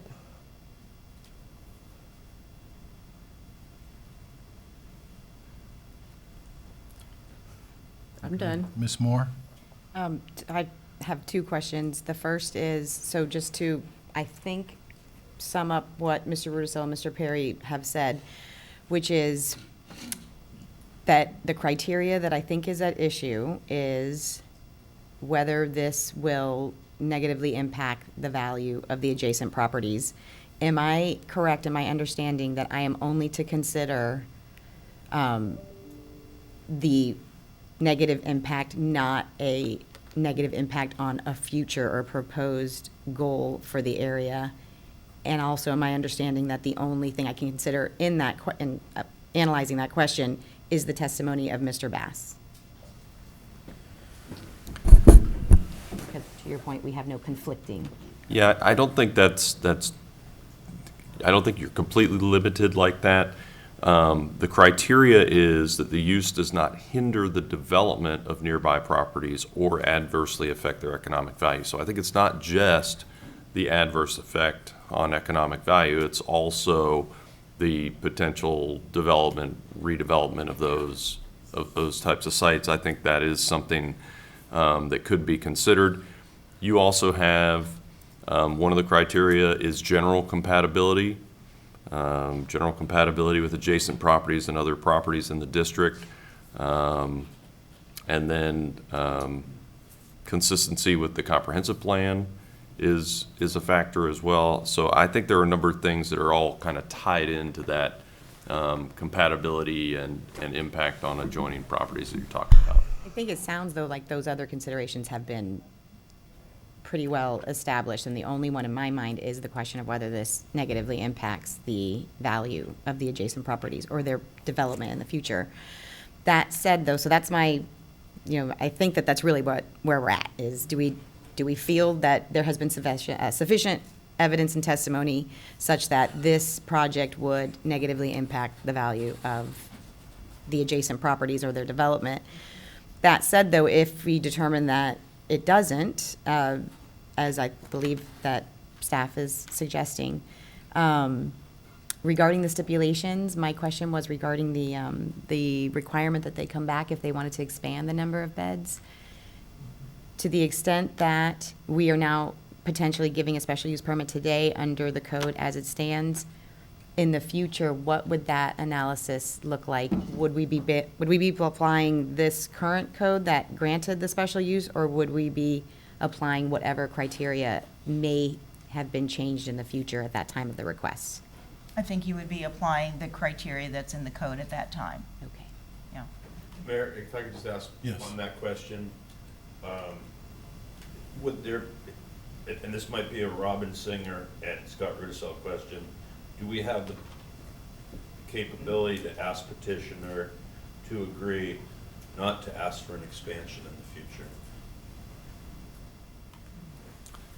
No, I think they can always come in under whatever our code provisions are. They can always come in and ask. So I don't think we can limit them to that. But the current language does require a new application if they want to expand the number. So what's that argument look like then? If you're okay with 27, why wouldn't you be good with 67? And kind of the same criteria basically being used as far as having to come before council and basically be able to substantiate that it had a negative impact. Well, if 27 didn't have a negative impact, who's to say 67 would? It's not a good position to be in on that particular point. It might be the law. I get that. If anybody gets it, I do. But I would think that people might feel more comfortable if there was some sort of agreement that it wasn't going to expand. Ms. Barnaby? We are still under public hearing, and we've not really had the citizens comment on this. I saw Mr. Thompson getting interested, wanting to come up. I think if we're going to have citizen comment, then Mr. Thompson probably should have his comments made after citizen comment. Well, part of our presentation was kind of a summary, if you may. Okay. I mean, as opposed to rebuttal. But I did want to talk about a couple of questions. I think we would be amenable to a cap of 27. We don't have a problem with that. But again, that could be included in the stipulations. And I'm glad Mr. Perry brought the issue about, what this really is. It's a land use decision, but, we want to make sure that we address the concerns. So that's why we have certainly gone far beyond the minimum criteria contained in there. And I understand that. And we just want to make sure that you know that we are committed. We're good neighbors. That's why we did that. All of these requirements are not part of the criteria. And going back to Ms. Moore's, question, I want to make sure we understand that criteria because she's concerned about the potential impact, the future impact on the properties in the area. You got to be careful. This provision talks about vacant properties. There are no vacant properties in this area that we have to be concerned about or we have to address. We're looking at that criteria, and we brought an expert on board to evaluate the impact to the existing values on the properties. When it talks about future values, it's talking about vacant properties. This provision is not applicable to our situation because there are no vacant properties. But saying that, again, I appreciate Mr. Perry's comment. This really is a land use decision. You've established criteria in your code that we have to meet. When somebody comes in, is considering a special permit, they look at the criteria and they say, can we meet the criteria? In this case, we submitted an application, had meetings, your planning department, your professional planners made the determination that this request was consistent, compatible, met the criteria for a special permit, met the criteria and the requirements for the Land Development Code and the Comprehensive Plan, and recommended approval. Your Planning Commission, which is the designated agency by the city to evaluate planning aspects of projects, made the determination that this request was consistent with the Land Development Code, compatible, met the criteria for a special permit, and unanimously recommended approval. I think when we got to this hearing, we found that the council had additional concerns, questions about police and fire, even though the police requirements, there's no criteria in the code for those issues. But we said, hey, we're here. We want to make sure that the city council and the city understands we're good neighbors. We want to meet with the police and the fire and make sure that if there's some additional requirements, we'll comply with that. There's no requirement that we have to provide 24-hour security. We're doing that. There's no requirement that we have to cap the number. We would stipulate to that.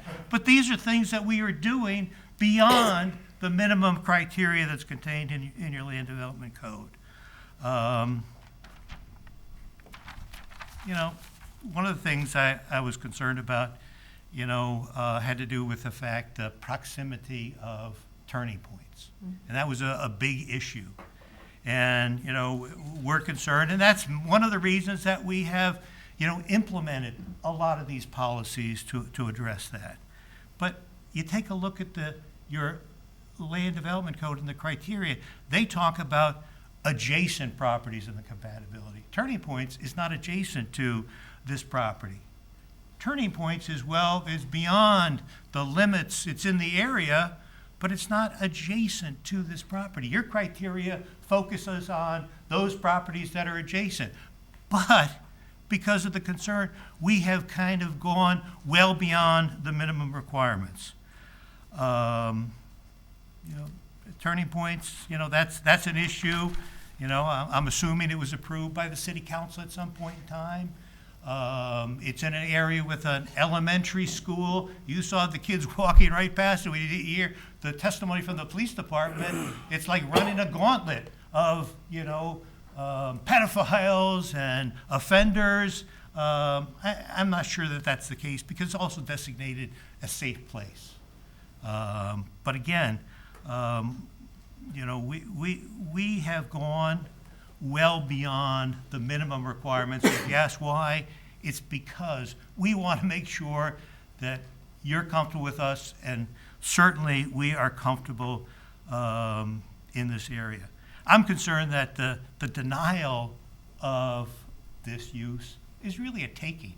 I mean, if we can't put this here and the city's saying because of turning points or these other issues, what can we do with the property? It's really no better than an inverse condemnation. And again, we certainly don't want to go there. We think that we have a good plan. We think that we have you know, worked with the city staff, the council, and we are presenting something that is really beneficial to the city. Again, we have met all of your standard criteria, the code requirements, the special permit criteria. We've gone well beyond that. Your planning commission has reviewed this, made the determination that it's consistent, compatible, and should be approved. Your planning department has made the same recommendation. We are here requesting your approval with those prior stipulations. The one stipulation in regard to the fence actually came from the staff. We're fine with that stipulation. We're fine with the stipulation that would cap it. We just want to make sure that we're here and we're going to be good neighbors, and I think it's going to be a facility that you're going to have confidence in. We would, again, appreciate it, and we would recommend approval. All right, and we're going to go to the public hearing now. Thank you. All right, at this time, we'll open the public hearing. Anyone wishing to speak? Anyone wishing to speak, please come forward. Come forward, please state your name and address for the record. And you'll have 3 minutes. Bill Sanders, 2502 Riverside Drive. I was a councilman until January 3rd of this year, and I was also vice chairman of the CRA, Community Redevelopment. And there was no plans for this area as community redevelopment that I'm aware of as vice chairman. So I don't know why that was brought up today. It could have been, but it wasn't. And previous councils have approved this for a drug rehabilitation center. I understand this council has moved its direction just a little bit and maybe have some opposition to it. But across the street is a crematorium. Mr. Brown, you ought to know, you own a funeral home and a crematorium, and they're building what's the name of the restaurant? Chick-fil-A. Maybe it's a good place for a Chick-fil-A. I'm being sarcastic, okay? What I'm saying is, I don't think this area is suitable for anything but this. We've got we mentioned a comprehensive plan.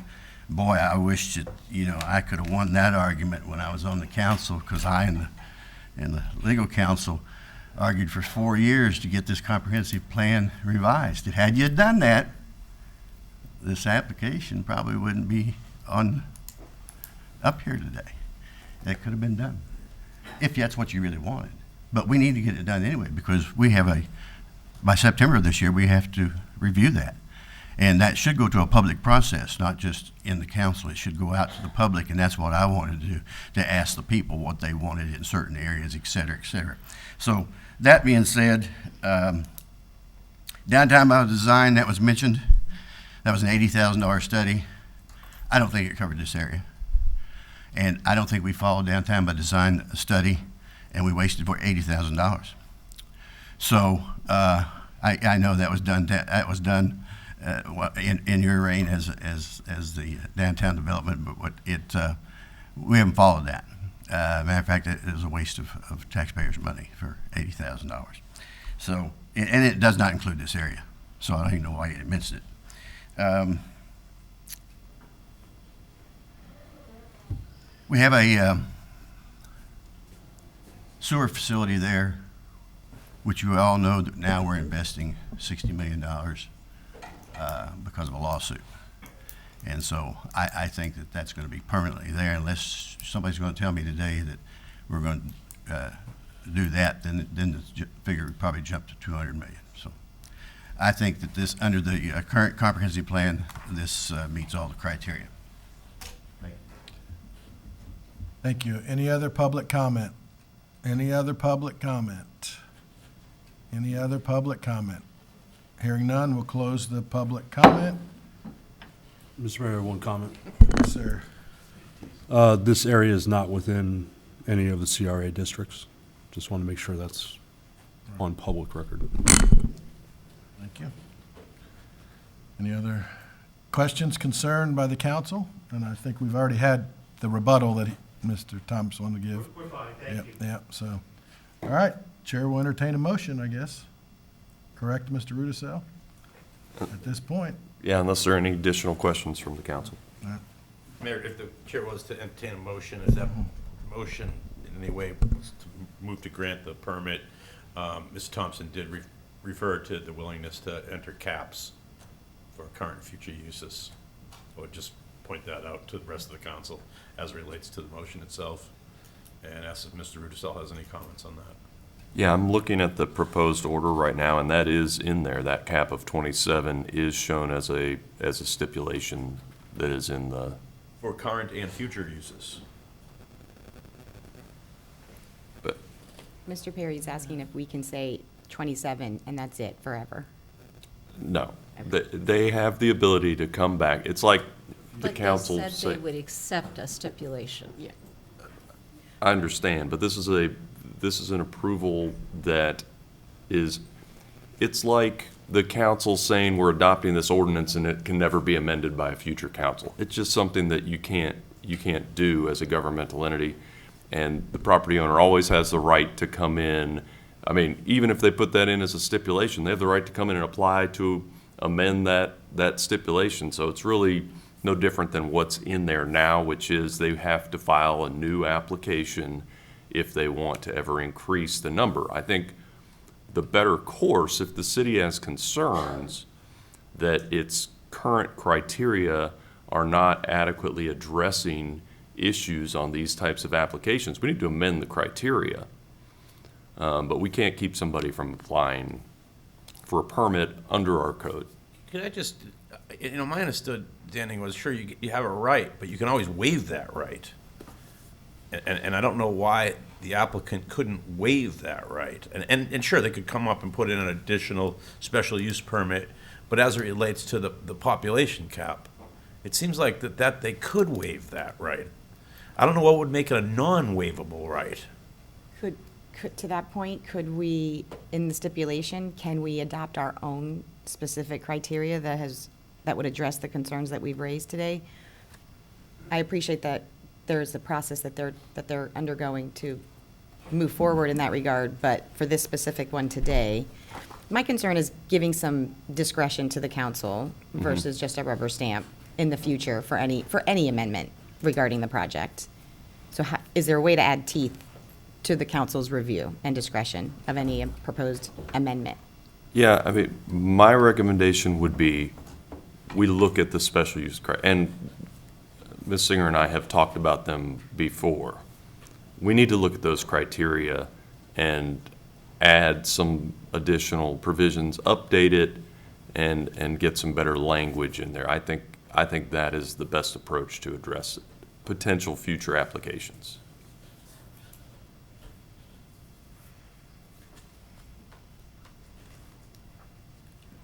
Any other questions?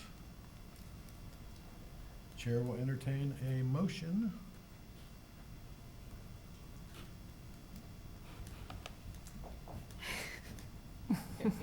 I'll do it.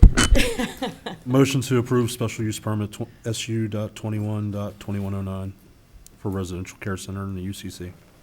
With the following stipulations as presented in the staff report? Can I ask Yep, for hold on, another let's amendment? finish this. So we have a motion by Councilman Kramer to approve. Does that include all of the stipulations that have been agreed upon in your motion? Yes. So do we have a second? I will second it. Okay, second, and now we have discussion. Ms. Coker? Yeah, I was wondering if we could clarify not chain link for fence and razor wire, because I just think that's gonna affect the property values from an aesthetic. What it says is maintain a non-climb security fence. Well, And again, chain link fence is climbable. If I could just be heard on that, that was a recommendation from staff to put that in there. That was not from the applicant. I spoke with Mr. Autry, and he had told me that that's actually the existing fence that's on the facility. We may want Mr. Thompson to see if his client would be would be agreeable to any type of modification of the fence or removal of the fence or whatnot. Yeah, I mean, certainly, there is no razor on that fence right Oh, now. I thought somebody said that. It's only along the border of the juvenile detention center. So, I mean, we would certainly work with the staff on a non-climbable fence, but that shouldn't be an issue. I think that the point that Councilwoman Coker is trying to get to is the aesthetic, and making sure that we're lifting the neighborhood up. Yeah, I mean, if, And also, I think when you drive by there, which I have several times lately, you see the razor wire in the adjacent property all around it, so. okay. A little different purpose. Right. Right, but it's right next door what you to see, it, right, yeah.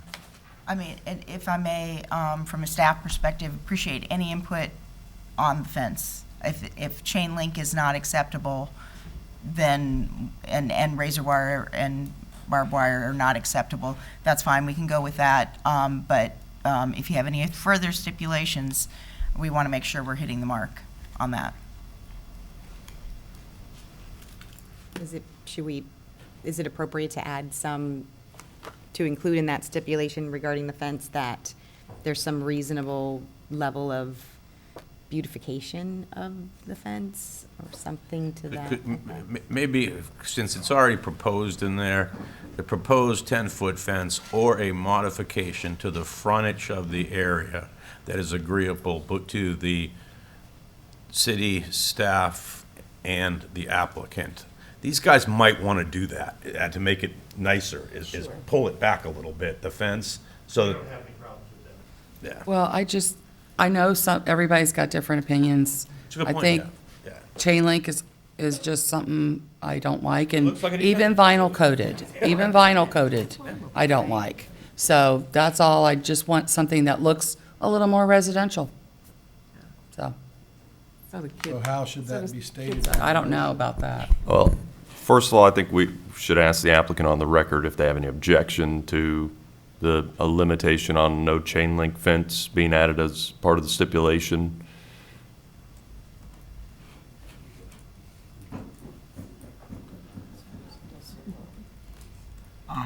I think that the chain link fence, and as it was stipulated by the staff previously, needs to stay. They will completely agree to beautification. This building has been abandoned and a mess for years, and they completely intend on re-beautifying. That's one of the first things that we said. So they're even looking at landscape designers and re-beautifying this area, putting some nice preventative mesh. It is a regular fence. It does not have razor wire on it. It's probably getting confused with the detention center that's behind it that has the spirally razor wire. It really doesn't look as as aggressive at all, and they will clearly agree to some beautification. I know there's the mesh coverings that they use on tennis courts and things like that cities use at parks, something like that, something to make it more friendly. And they're going to be landscaping, the building and renovating the building as well. So they'll completely agree to that. So it sounds like you're saying you won't agree to no chain link. On the frontage of the property. Right. Well, the whole purpose, and I think originally, was we're talking about the security and the safety of these kids, and now we're backtracking because we're talking about the beautification of the fence. We can absolutely beautify this fence. Let's keep the kids secure. The chain link needs, and not just that, the chain link fence is on. I showed you pictures of several other same exact operations in the neighborhood less than a mile away that have chain link fencing. So the chain link fence needs to remain for the safety of the children. We understand that. Right. So, I tend to agree that it would be difficult to secure any type of fence that's going to be 10 foot tall, which we know we have a lot of fence issues in our city with the hurricane that replacing in that. And the only thing is, I would ask, like we said, the beautification of, probably the only way to do that is through landscaping of some sort. And, but, I think we are getting more down in the weeds on some of that do it, so, unfortunately. So we have a motion and a second. Any further discussion on, other than maybe adding a stipulation about the beautification and applicants not against that? Mr. Mayor, City Council, the client has plans to do beautification. Landscaping plan will be submitted along with building permit plans.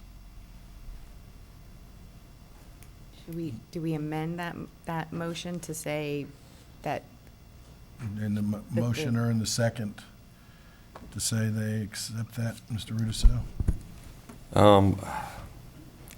Well, let me start by asking staff, is there any buffering requirement, landscape buffering requirement on this project?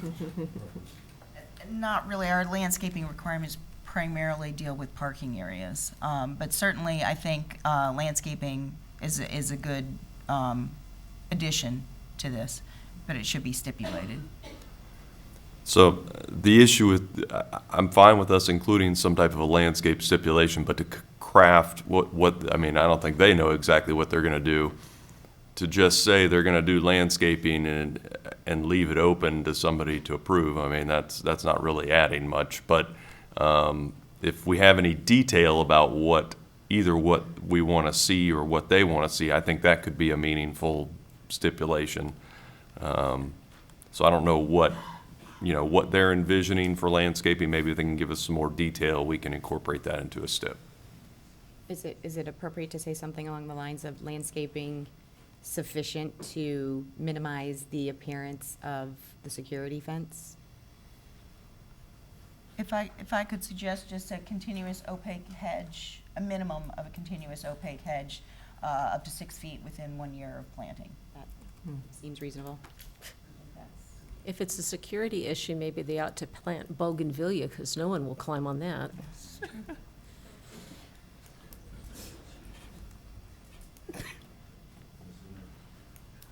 Mr. Autry, you. Due to the property boundaries, it'll be difficult to put opaque landscaping on 3 sides of it. The front, we fully intend to landscape and beautify with all new trees and palms. The landscaping that's there is very tired. It was probably planted 20, 25 years ago. It all needs to come out and be redone. But because of where the fence is on the property line, we can't plant on other people's land. You know, we can meet the parking landscape requirements and the front of the building, and we could landscape the north fence, which is the only one that's really very visible, because there is sufficient space there. Okay, so, I mean, it sounds like there could at least be a stipulation to an opaque hedge or landscaping along the frontage of the facility and the fencing in the front. I don't know what side of the building that is, but Faced west. western, along the western boundary. Within 1 year of the grant of the special use? What I was saying is continuous opaque hedge planted outside the fence. Frontages are both west and north, and to achieve a height of 6 feet within 1 year of planting. Is that acceptable to the motioner? That is acceptable. And just to clarify, Mr. Autry and these folks, do you have enough buffer area to put that hedge in front of the fence? I think what we're trying to do is have that frontage not look so much with a 10-foot fence. We don't allow 10-foot fences without a special use in the city, because we don't want places looking like that. Yes, sir, on both the north and west faces. Would you all be agreeable to that stipulation? Yes, sir. Yep, that's what I'm wondering. Yep. And we're not stipulating, are we saying no chain link, or are we? No. We're not, Leave it. okay. Sorry. Yep, so we have the motion and the second. Any further discussion? Just the comment that at least we're meeting the need that we have. All right, thank you. Start the vote in Ward 2. Oh, you had to do that, didn't you? That's the order we're in. I understand. I'm not necessarily a happy woman up here right now. Your vote, ma'am? I'll vote yes at this point in time. Ward 3, Yes. 4, Yes. 5, You fought a good fight, yes. and 1. Yes. Carries 5-0. Thank you. Thank you very much. Yes, sir. Yeah. We're going to take a 5-minute recess. We'll be back at 10:40. So actually.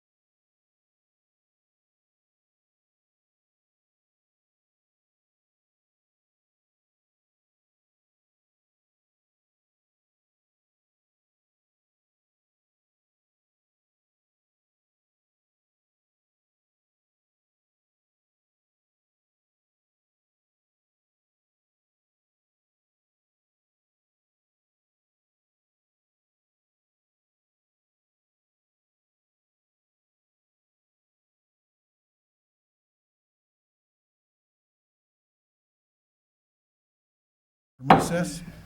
Ms. Singer? You're here today to consider a new final order for the Chick-fil-A located at 4311 Manatee Avenue West. It is currently under construction.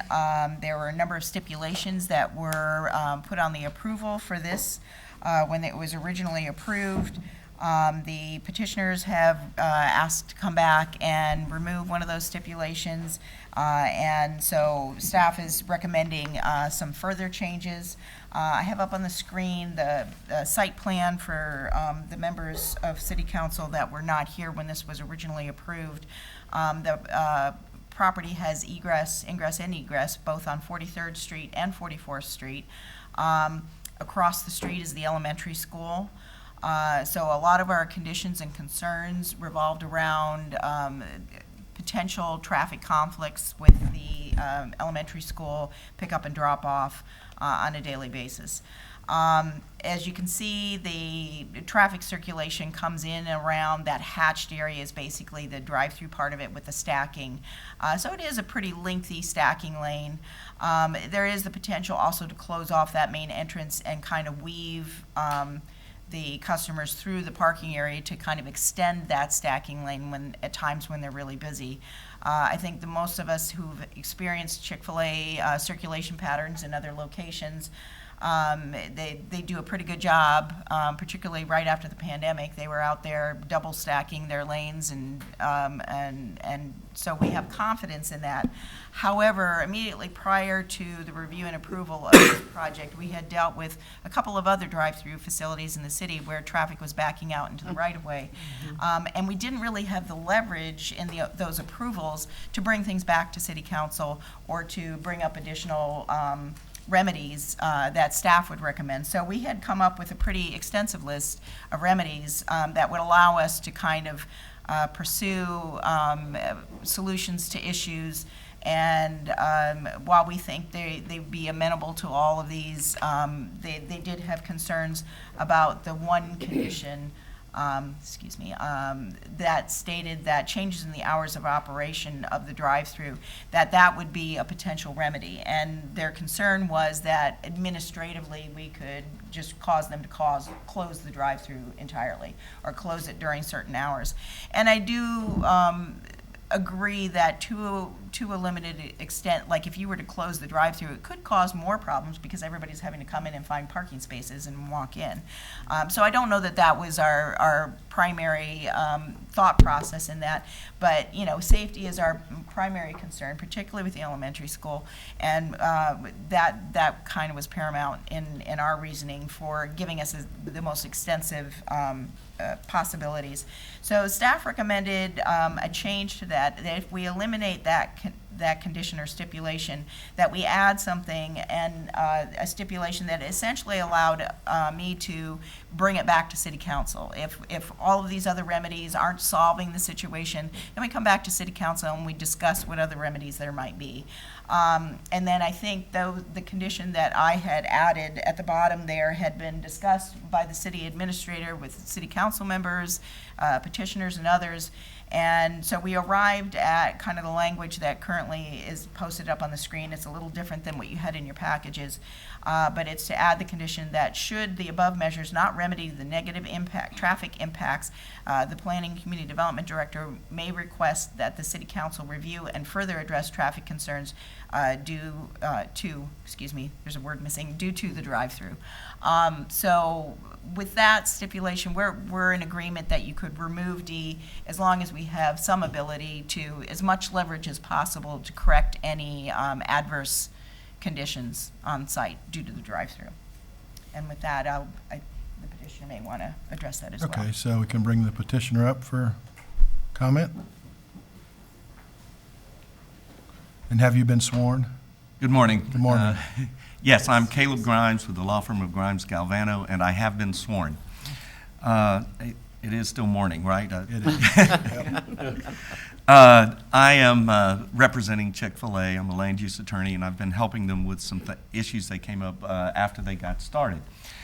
And I want to start by saying that the Chick-fil-A, when I talked to the folks up in you know, the home office and everyone, they're really thrilled to be opening this new store here in Bradenton. Bradenton is, the whole area has been very good to them, and they're looking forward to it. I suspect you have seen the facility recently, and they even have their name on it now. And they're proceeding with an opening. They had hoped to open a couple of months ago, but at least they're getting there now. And so what we're here today is, as was explained, is that there was one stipulation that addressed the traffic. We had in the original approval, there were 7 things that if there was a traffic problem due to the drive-through, that it would be addressed and could be addressed by staff. And we have no problem with working with staff if there is a problem.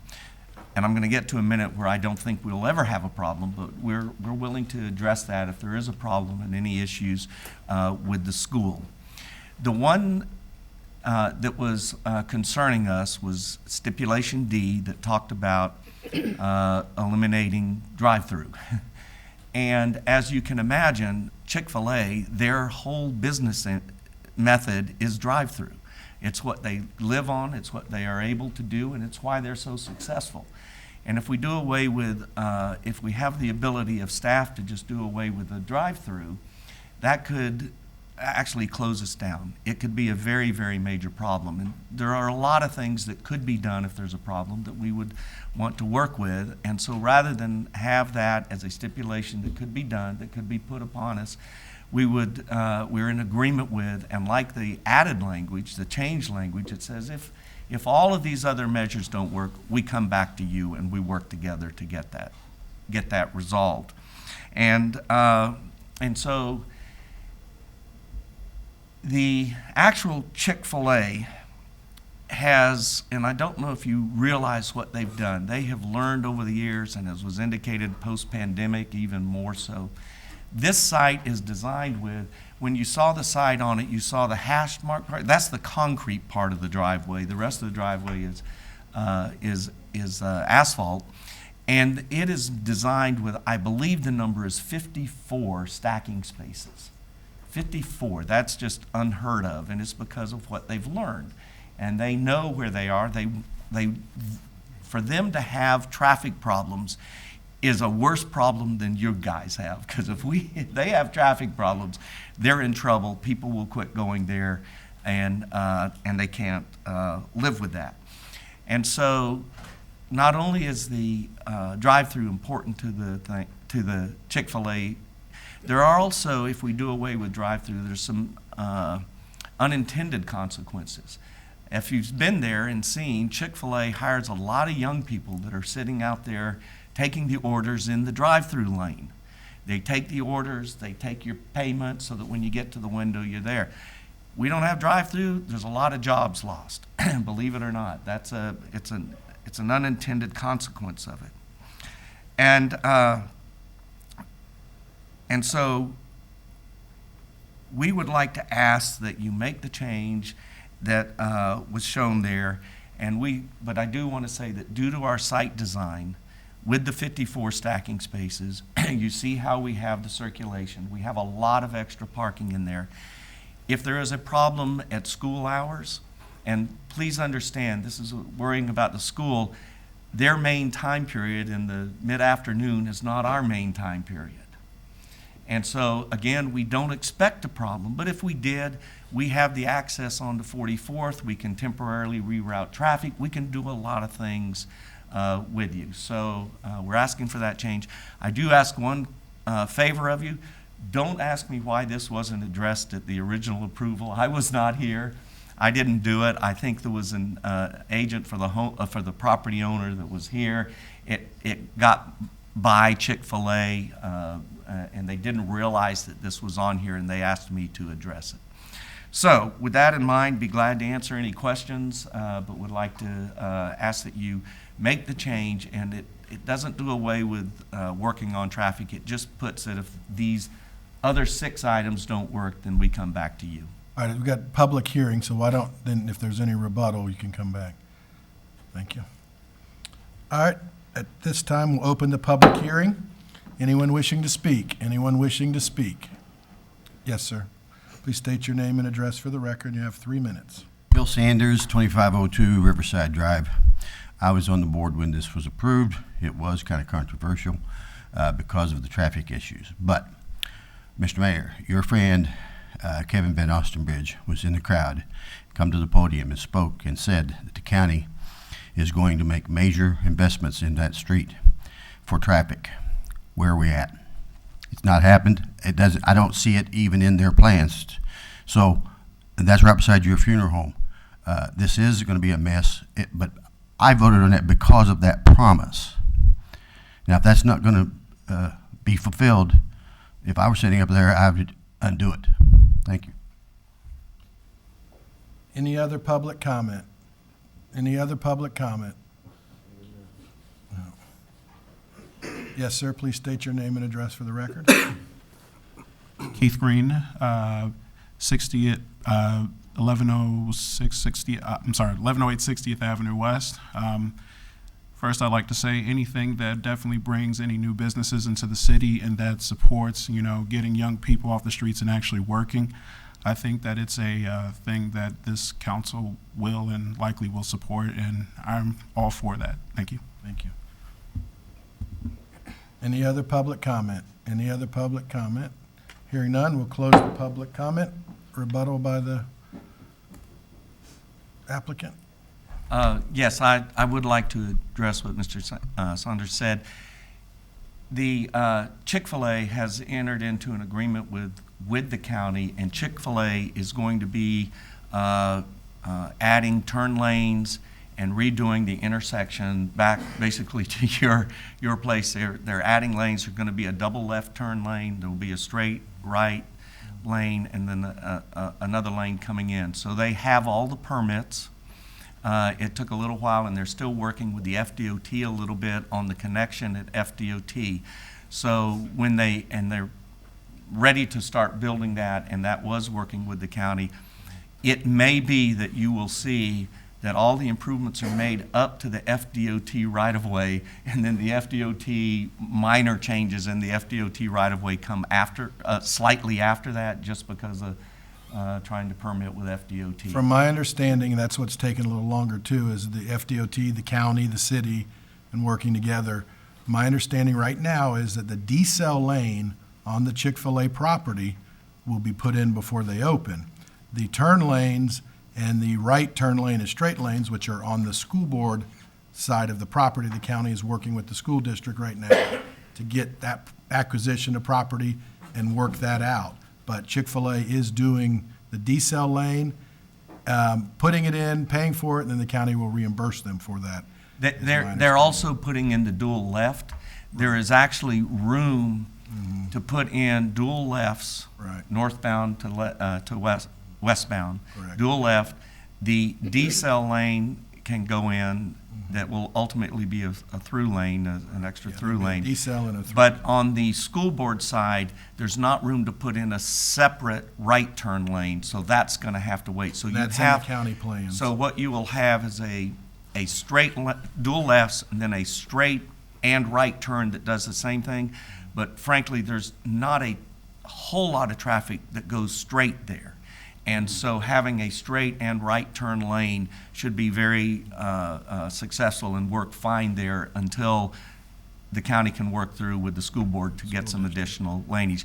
In addition, I think there's some of the traffic control features in that corner that means additional work. So that one lane will make a difference. Will make a difference, but it'll be a while behind. But they will. Chick-fil-A has the plans approved to do the dual left decel, extra decel, and in fact, Chick-fil-A, as opposed to what they originally came in for, they have deeded extra land to the county to allow the widening of 43rd. So after they came to you, they actually did that, and we have, Chick-fil-A and the owner of the land itself have actually deeded that land to the county to make this happen. Right, and one of the things I was impressed with, obviously the surrounding property owners, they have met with several of them. They actually worked with the one that's directly next to theirs on the west side and worked with her to, actually, the Chick-fil-A paid to put up the fence between them and, really working with her and because the property lines that were thought of by the property owners were different than what Chick-fil-A surveys came up with, so, which is what she expected. But she was one that came and spoke to us, and her and I have had a lot of conversations, and she got a brand-new fence and got a lot of stuff done on her property that Chick-fil-A was willing to work with the neighbors, because they do want good relationships. And I've found that Chick-fil-A has been very good to work with. When the improvements to 43rd were needed, and although there was no requirement for them to do it, they worked out something with the county because they would like to see those improvements in place as well. And while they're up and constructing, they could get it done. And then in that instance, the county worked very well with us to get the permits approved for the part that's on the county's land. Now, the county didn't own the school board land, so that's taken a little longer, and the FDOT is the FDOT. Right. Well, and we know the school, when they rebuilt Miller many years ago, can't remember when, but it was a failed intersection with the exiting. It should have never been allowed to have gone that way, but when you have all the different municipalities and things in it. But it still works, and, being a participant of that neighborhood since 1995 and driving it every day, I believe it's going to flow well because of the efforts of the city, the county, the landowner, and the surrounding properties will make it work, so. Yeah, we agree with that. And again, it's fortunate in that the school heavy use hours are really a little bit different than the Chick-fil-A, noon is different for Chick-fil-A than for the schools. Yes, ma'am. Yes, ma'am. I just want to say, though, there are going to be times when the school will let out on early release. So those few times in the year, you might. Well, thank you. And I'll point that out to them so they know, but they're used to, in those instances, doing extra things. And those are all listed in here, things that would be done. And even though they're listed in here, there are things Chick-fil-A has learned that they have to do over time anyway. Again, they want their customers to have a good experience. Get in, get out, and then come again the next day and the next day and the next day. Well, and I think that kind of what I would probably if you looked at what Ms. Singer put up as the design, I've never seen a Chick-fil-A with a double drive-through lane the whole way. Normally, it's 2 lanes and it goes down to 1 to get out. You actually have a double drive-through lane the whole way. So they're going to be moving it through. So I think they've taken it and also learned from the pandemic and all times. Yeah. And if you saw that, there was the hashed kind that started up at the northeast corner and went around and by the facility. But if you looked at it carefully, it also is a double lane all the way down to the entrance. That's what I was saying. Yeah, and then there's a place, if you get in there and suddenly have to leave, you can get out of it. And so that's how they've designed it to be convenient to their customers. Yep. All right, so any other questions, or the chair will entertain a motion? I have one quick question, which is to procedure, and I don't know if it's Ms. Singer or Mr. Rudisell that would answer it. So in the event that staff felt that they did have to revisit the issue of the hours of operation of the drive-through, because it's a special use permit, do we have to go through staff bringing do we have to go through the 2 public hearings and the procedure that you would normally do to grant the special permit? I think similar to what we did today, it would just come directly back to the city council for a public hearing. That was our understanding too, Mr. Russo. Yeah. All right, thank you. Mrs. Singer, anything final? I'm just going to bring back up the recommendation, so I have that in front of you. And I should have, I apologize, underlined this, so you can see what. Yeah.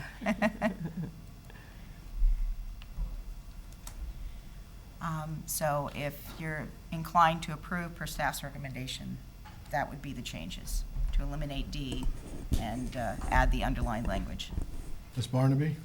Mr. Mayor, I would like to move for approval of the request as presented, as you see in front of you here, with the removal of item D and with the inclusion of, should the above measures not remedy the negative traffic impacts, the PCD director may request that City Council review and further address traffic concerns due to the drive-through. We have a motion. Is there a second? Second. Mrs. Coachman. Any further discussion? Hearing none, we'll start the vote in Ward 3, Yes. 4, 5, Yes. 1, Yes. and 2. Yes. Thank you. Appreciate it, everybody's being here. Mr. Perry? We have no items under new business. Mayor. Okay, any unfinished business? No, sir, no unfinished business. All right, started council reports in Ward 5. You always want to be first. Not today. No. Thank you. Oh, wow, a great meeting. Tough decisions and all good, though, all good. Some of the citizen concerns that I have been getting in Ward 5, speeding, that's across the county, the state, code enforcement, and I've spoken with Mr. Reese about that, and Ms. Singer, I know you have all the blessings in what I was told about how code enforcement is going about things, and it sounds really, really great having that that plan and also being able to give us so much detailed information afterwards. I'm looking forward to that. We're looking forward to giving you that presentation, Robin and her folks. They've been working hard on it. Sorry, I jumped the gun a bit. Oh, no, I appreciate you Let the recognizing. secret out. I want to talk a little bit about future development in Ward 5. There's so much planned, and I want the public to know, just because you don't see it right now, it's in the works. There's the plan to lift up the value of some pretty depressed areas. And it's hard, obviously, to make decisions today based on what might be or what will be in the future. And I just find that kind of difficult because people don't really realize that we are looking at reviewing comp plans and everything, CRA and city side. I'm still interested in building neighborhood-type associations in Ward 5. There aren't very many subdivisions in Ward 5. There are some new ones, and obviously they have their HOAs. But I think it would be very important for an area that feels like they're not being heard, and only 2 to 3 people are always bringing their concerns, but yet speaking for the community. I really would like to look further into helping stimulate the formation of neighborhood associations. They don't have to pay money, but just put their time in. But other than that, you know, Ward 5 is alive. Thank you. Me? Ward 1? Okay, just one couple of things. We had a lot of discussion today about, the aesthetics for this special use permit. And I think that I've noticed on Manatee Avenue, and I recently saw where the county was going to be doing some code enforcement on some of that Manatee Avenue corridor on the commercial properties and their landscaping requirements, because some of those trees and things that they were required to put in were looking kind of bad. And I'd like to see the city do as well, because I was noticing as I was going down the other day that it looked pretty bad at some of those commercial, and I don't know what our sign requirements are, but I'm a little concerned about the number of the big flags that everybody has up. I mean, there are businesses that are not even on the main corridor that have 10 flags out there trying to, and I understand, I want our businesses to be successful, but it's really, to me, detracting from that main corridor. So I don't know if we need to look at our sign ordinance, or if the ordinance already addresses that and we aren't enforcing, but I just wanted to kind of bring that up. I'll answer some of that real quick so you hear it too. Is we went through this several years ago. I might have been the only one sitting. I don't even know if Scott was here at that point, but Mr. Gallo was here. Councilman Gallo was here. Manatee Avenue, Cortez Road, city, county, city, county, city, county property. Oh, yeah. And we have ordinances that Ms. Singer can explain to us, maybe in a workshop, and go with it. So, but we were enforcing ours, and the county has a different one, and people were saying, how's that fair? That's what So I maybe recollect. Maybe we need to Right. council of governments. Right, yeah, we can work How to come together on together on something, that. so that may be, that's perfect opportunity, and that's the good thing, that we have a good relationship with our county now. for Yeah. That, so. Okay, and then the other thing, I just feel obligated to correct the misguidance that was given to the public earlier as far as downtown by design. There are many projects that have come out of that plan. Our Riverwalk is the poster child for it. Hampton Inn, the Addison, 921, parking garage, these are all things that were envisioned out of downtown by design. So to stand here and tell the public that we wasted $80,000 and haven't done anything out of it is just disingenuous. So I just feel like I think I think I was involved with it. It was public driven, and I would like to see it. It needs to be updated. I think we've talked about that a lot, and so I would like to see it congruent with our comprehensive plan. So I just felt like I had to correct the record on that respect. Thank you. Ward 2? Thank you, Mr. Mayor. Just want to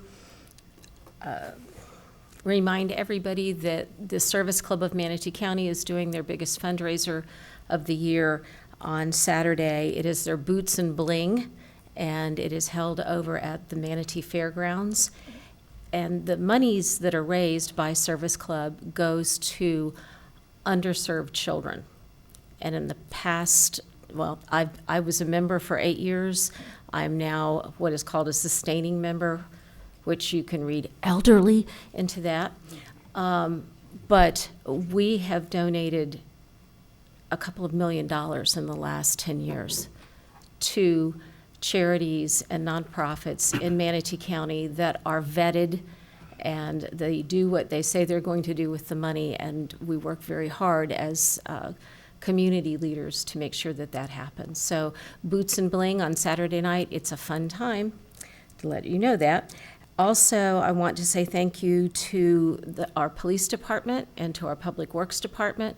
We've had some concerns that have come out of neighborhoods dealing with some of our parks and dealing with some other issues, and I appreciate the police and our public works department being as receptive and hearing what those citizens are saying and trying to find lasting solutions to serious, serious issues. And it's not going to be easy, but I want them to know how much I appreciate the time and effort that they're putting into it. Also wanted to extend my deepest sympathies to two families, the family of Paul Wills, locally here, that's Susan and David Wilcox, and her father. And he was the city editor for the Tallahassee Democrat, and just a phenomenal writer in his later years, and just a neat gentleman that lived in Ward 2. As well as the family of Brian Hennessy. Brian Hennessy was the managing or the management at DeSoto Square Mall beginning in 1975 and put in many years there, and our community was better because of his caring efforts to promote the mall and to promote the mall being used by community groups to make sure that people were aware of different services and different organizations. It was a fun time back then when the mall existed. In his later years, he began Tritech Construction and did many projects here in the city. So I just wanted to extend my sympathies to both the Wills, Wilcox families, and the Hennessy family. Thank you.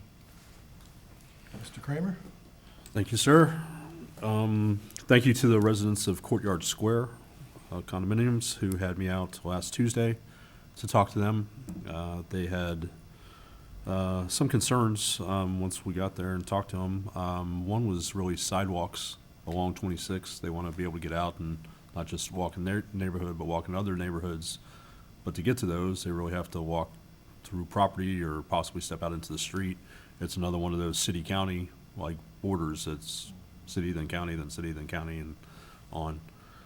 So that's something maybe we can look at addressing for them with the county. They also brought up the fact that the H2U Center that was at Blake, I guess when everything changed hands at Blake, they have closed that. It was the Health to You was the name of it.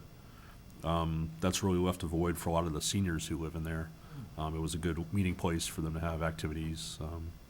And now that that's gone, they're looking for somewhere else to be. Their clubhouse really isn't sufficient to fit what they would be looking for. So it was a good meeting, good people there. Secondly, I'm wearing my Leadership Manatee pin tonight as I sit on the Board of Governors. Tonight is graduation. So congratulations to all those graduating. And the chief will get into this, I'm sure, tomorrow night, 5 to 7, at the Cops House, 1801 17th Avenue, probably in Ward 3. There's an open house, so she'll probably talk more about that. Thank you. More. I have similar sentiments to Councilwomen Coachman and Coker. So I am new to the council, obviously, and it's been about 2.5 months. Recently, a couple of colleagues and a couple of neighbors asked me, how much time would you think you're spending before you go to a meeting or now with this second job? And I thought it was interesting that those questions were being asked because it occurs to me that it's like an iceberg. You know, you see the meeting, but what you don't see are the hours spent reading, graciously being entertained by staff and Mr. Perry with answering my questions and reviewing things with me. And so that said, I'm going to begin to try to be a little bit more forthcoming with that kind of background work so that people really understand what's going on so that they don't have this sense that something just pops up in a meeting and nothing, we're being blindsided. I am in the process of reading all of there's more than one. Starting in 2007, there were many design community-driven plans, and I'm reading all of them because I think that the history is important. But I'm excited about planning department and Mr. Perry's commitment to visioning and strategic planning going forward. So I feel like those are all positive things that I'm excited about. And also in that vein, in the vein of trying to communicate the background work and the background action that happens before we get to a meeting, I am hosting my first town hall of sorts on Saturday at 4 p.m. at Manatee River Life Church. Just an opportunity for those who've already met me to ask me questions about what I've been doing the past 2.5 months, what I'd like to see going forward in the upcoming time, and for residents that have not had a chance to meet me in person to please come out and do so and have a chat about whatever's on residents' minds. So that's 4 o'clock Saturday, Manatee River Life Church. Thank you. And none of us will show up. That's right. Just me. You're on your own. I am. Yeah. No, I appreciate that. And obviously, everything we do here at the city, day to day, is obviously learn, study, and grow. But we also abide by the rules and the laws. And, there's very few individuals, as Ms. Coachman alluded to, people coming up in the community and speaking for others when they really don't speak for others. Unfortunately, they try to imply that they do. And they also put out propaganda that is just not the true information. Today we heard something, all of a sudden now project's up at $200 million. Just throwing things out there that's just not true. We don't respond to those individuals at those moments because that's not the proper decor, and this is a business meeting.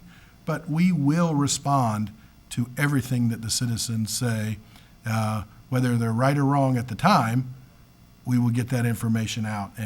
But you also have decorum, you have legal issues, you have other issues that you have to deal with, and sometimes, something was said today that a new allegation is out against our chief. It's a regurgitation of the same exact thing that had already been investigated by a judge and a captain and have come to say it's false. And so, but again, if people think they can keep saying the same old thing and get a different answer, it's just not going to happen.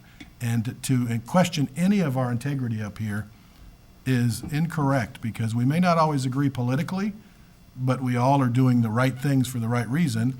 And, in some areas, 75% of the public spoke. So, it's out there.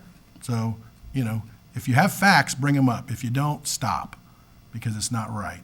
And, we're going through some other issues that, we had an arrest 2 weeks ago at a meeting. That's being addressed properly through the legal system.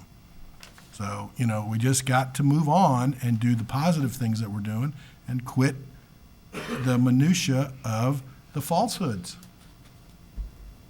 And that's what's frustrating in this job, because you want to do good for people, and there's individuals that are trying to sabotage that. So if you have any questions from me about anything, I am very accessible. 941-932-9450. And if I don't answer, you'll get a call back pretty quickly. So if you have questions about what's happening, call us. So thank you. And Mr. Perry? Just, it's truly an honor and a privilege to work with you all. I really enjoy it. I like going to work. My staff, I think, likes going to work. I can be a little testy and demanding with them, but I think they like working with you too. And that's a pretty positive environment to work in. And I think we are getting things done. We went out to the 33rd Street project on Friday afternoon at, 5 o'clock, and had some neighbors that had some issues, and we tried to stand in the fire and answer them as quick, as fully and honestly, and the staff did, Jim and his team, and we do that, and we also look to the future. Yeah, the job, as Councilor Moore pointed out, is people don't see the work getting done up here, there, here, and other places, but I can tell you that I think everybody I work with gives 110%. They're honest people, and they have the public's interest at heart. It's truly a privilege. Thank you. Any department heads? Jim, Mr. McClellan? I'm not sure if we wanted to have a discussion as regards to the request from the Manatee County Veterans Association. Do you have a little more information on that? Because I'd sent something to Mr. Washington to send us some more information, and he didn't Well, get back. I can read for you what he sent to me. Okay, yeah, let's address it. That's a good thing to go ahead and take Can you care of. give me some Yeah, background? he's gonna do Sure. it right now. Okay. Yeah. So we were contacted by Lee Washington, who at the time was in charge of the Veterans Association with Manatee County, with a request to do a naming of the Veterans Memorial Park down by Manatee Memorial Hospital in honor of a Manatee County veteran. And so I asked for a little bit more information about who it was, what the information was. And so I will read to you. They are looking to name the park in honor of Don Courtney. In brief, Don has been a leader of the veterans-related activities in Manatee County for over two decades, primarily as the long-time chairman of the Manatee County Veterans Council and as president of the Bradenton chapter of the Military's Officers Association of America. His accomplishments have been highlighted by his being awarded several distinctions. 1, Manatee County Veteran of the Year for 2004. The County Commissioners designated July 26, 2016 as Don Courtney Day in Manatee County, a distinction for which no other veteran has been bestowed. Induction into the Florida Veterans Hall of Fame in 2019. In 2022, he was awarded the Presidential Lifetime Service Award in recognition of his over 5,500 hours of veterans-related volunteerism, being only the 5th Floridian to receive that honor. So they're interested in having the park named, at least honorarily, in his name. And I told them that it would have to be something brought before council for And it wouldn't entail us doing anything. It's our property, but it's their park, and the county maintains the park. Correct. So, Any concerns or? Does it currently have a name? it's just the Veterans Veterans Memorial Park. Park. Okay. Was this something that he talked to local veterans? Mr. Washington sent it to us. Now, Mr. Washington contacted me with a request as to what the procedure would be if they wanted to do something. I let them know that it would have to be brought before council for any formal name recognition to be done for the park. And we're not asking for that today. I think Jim's just bringing it to the attention of the Correct. mayor. And it was brought to you from his position as the Manatee County Veteran Services person? Correct. Okay, yeah. I would imagine it probably involve a formal vote on a memorial of some sort to allow that to happen. But it's the county maintains the park, right? It's kind of like GT Bray. So when they renamed roads, they didn't ask So any us. signage that would be done would be their signage. that would Maybe be they put up. learned.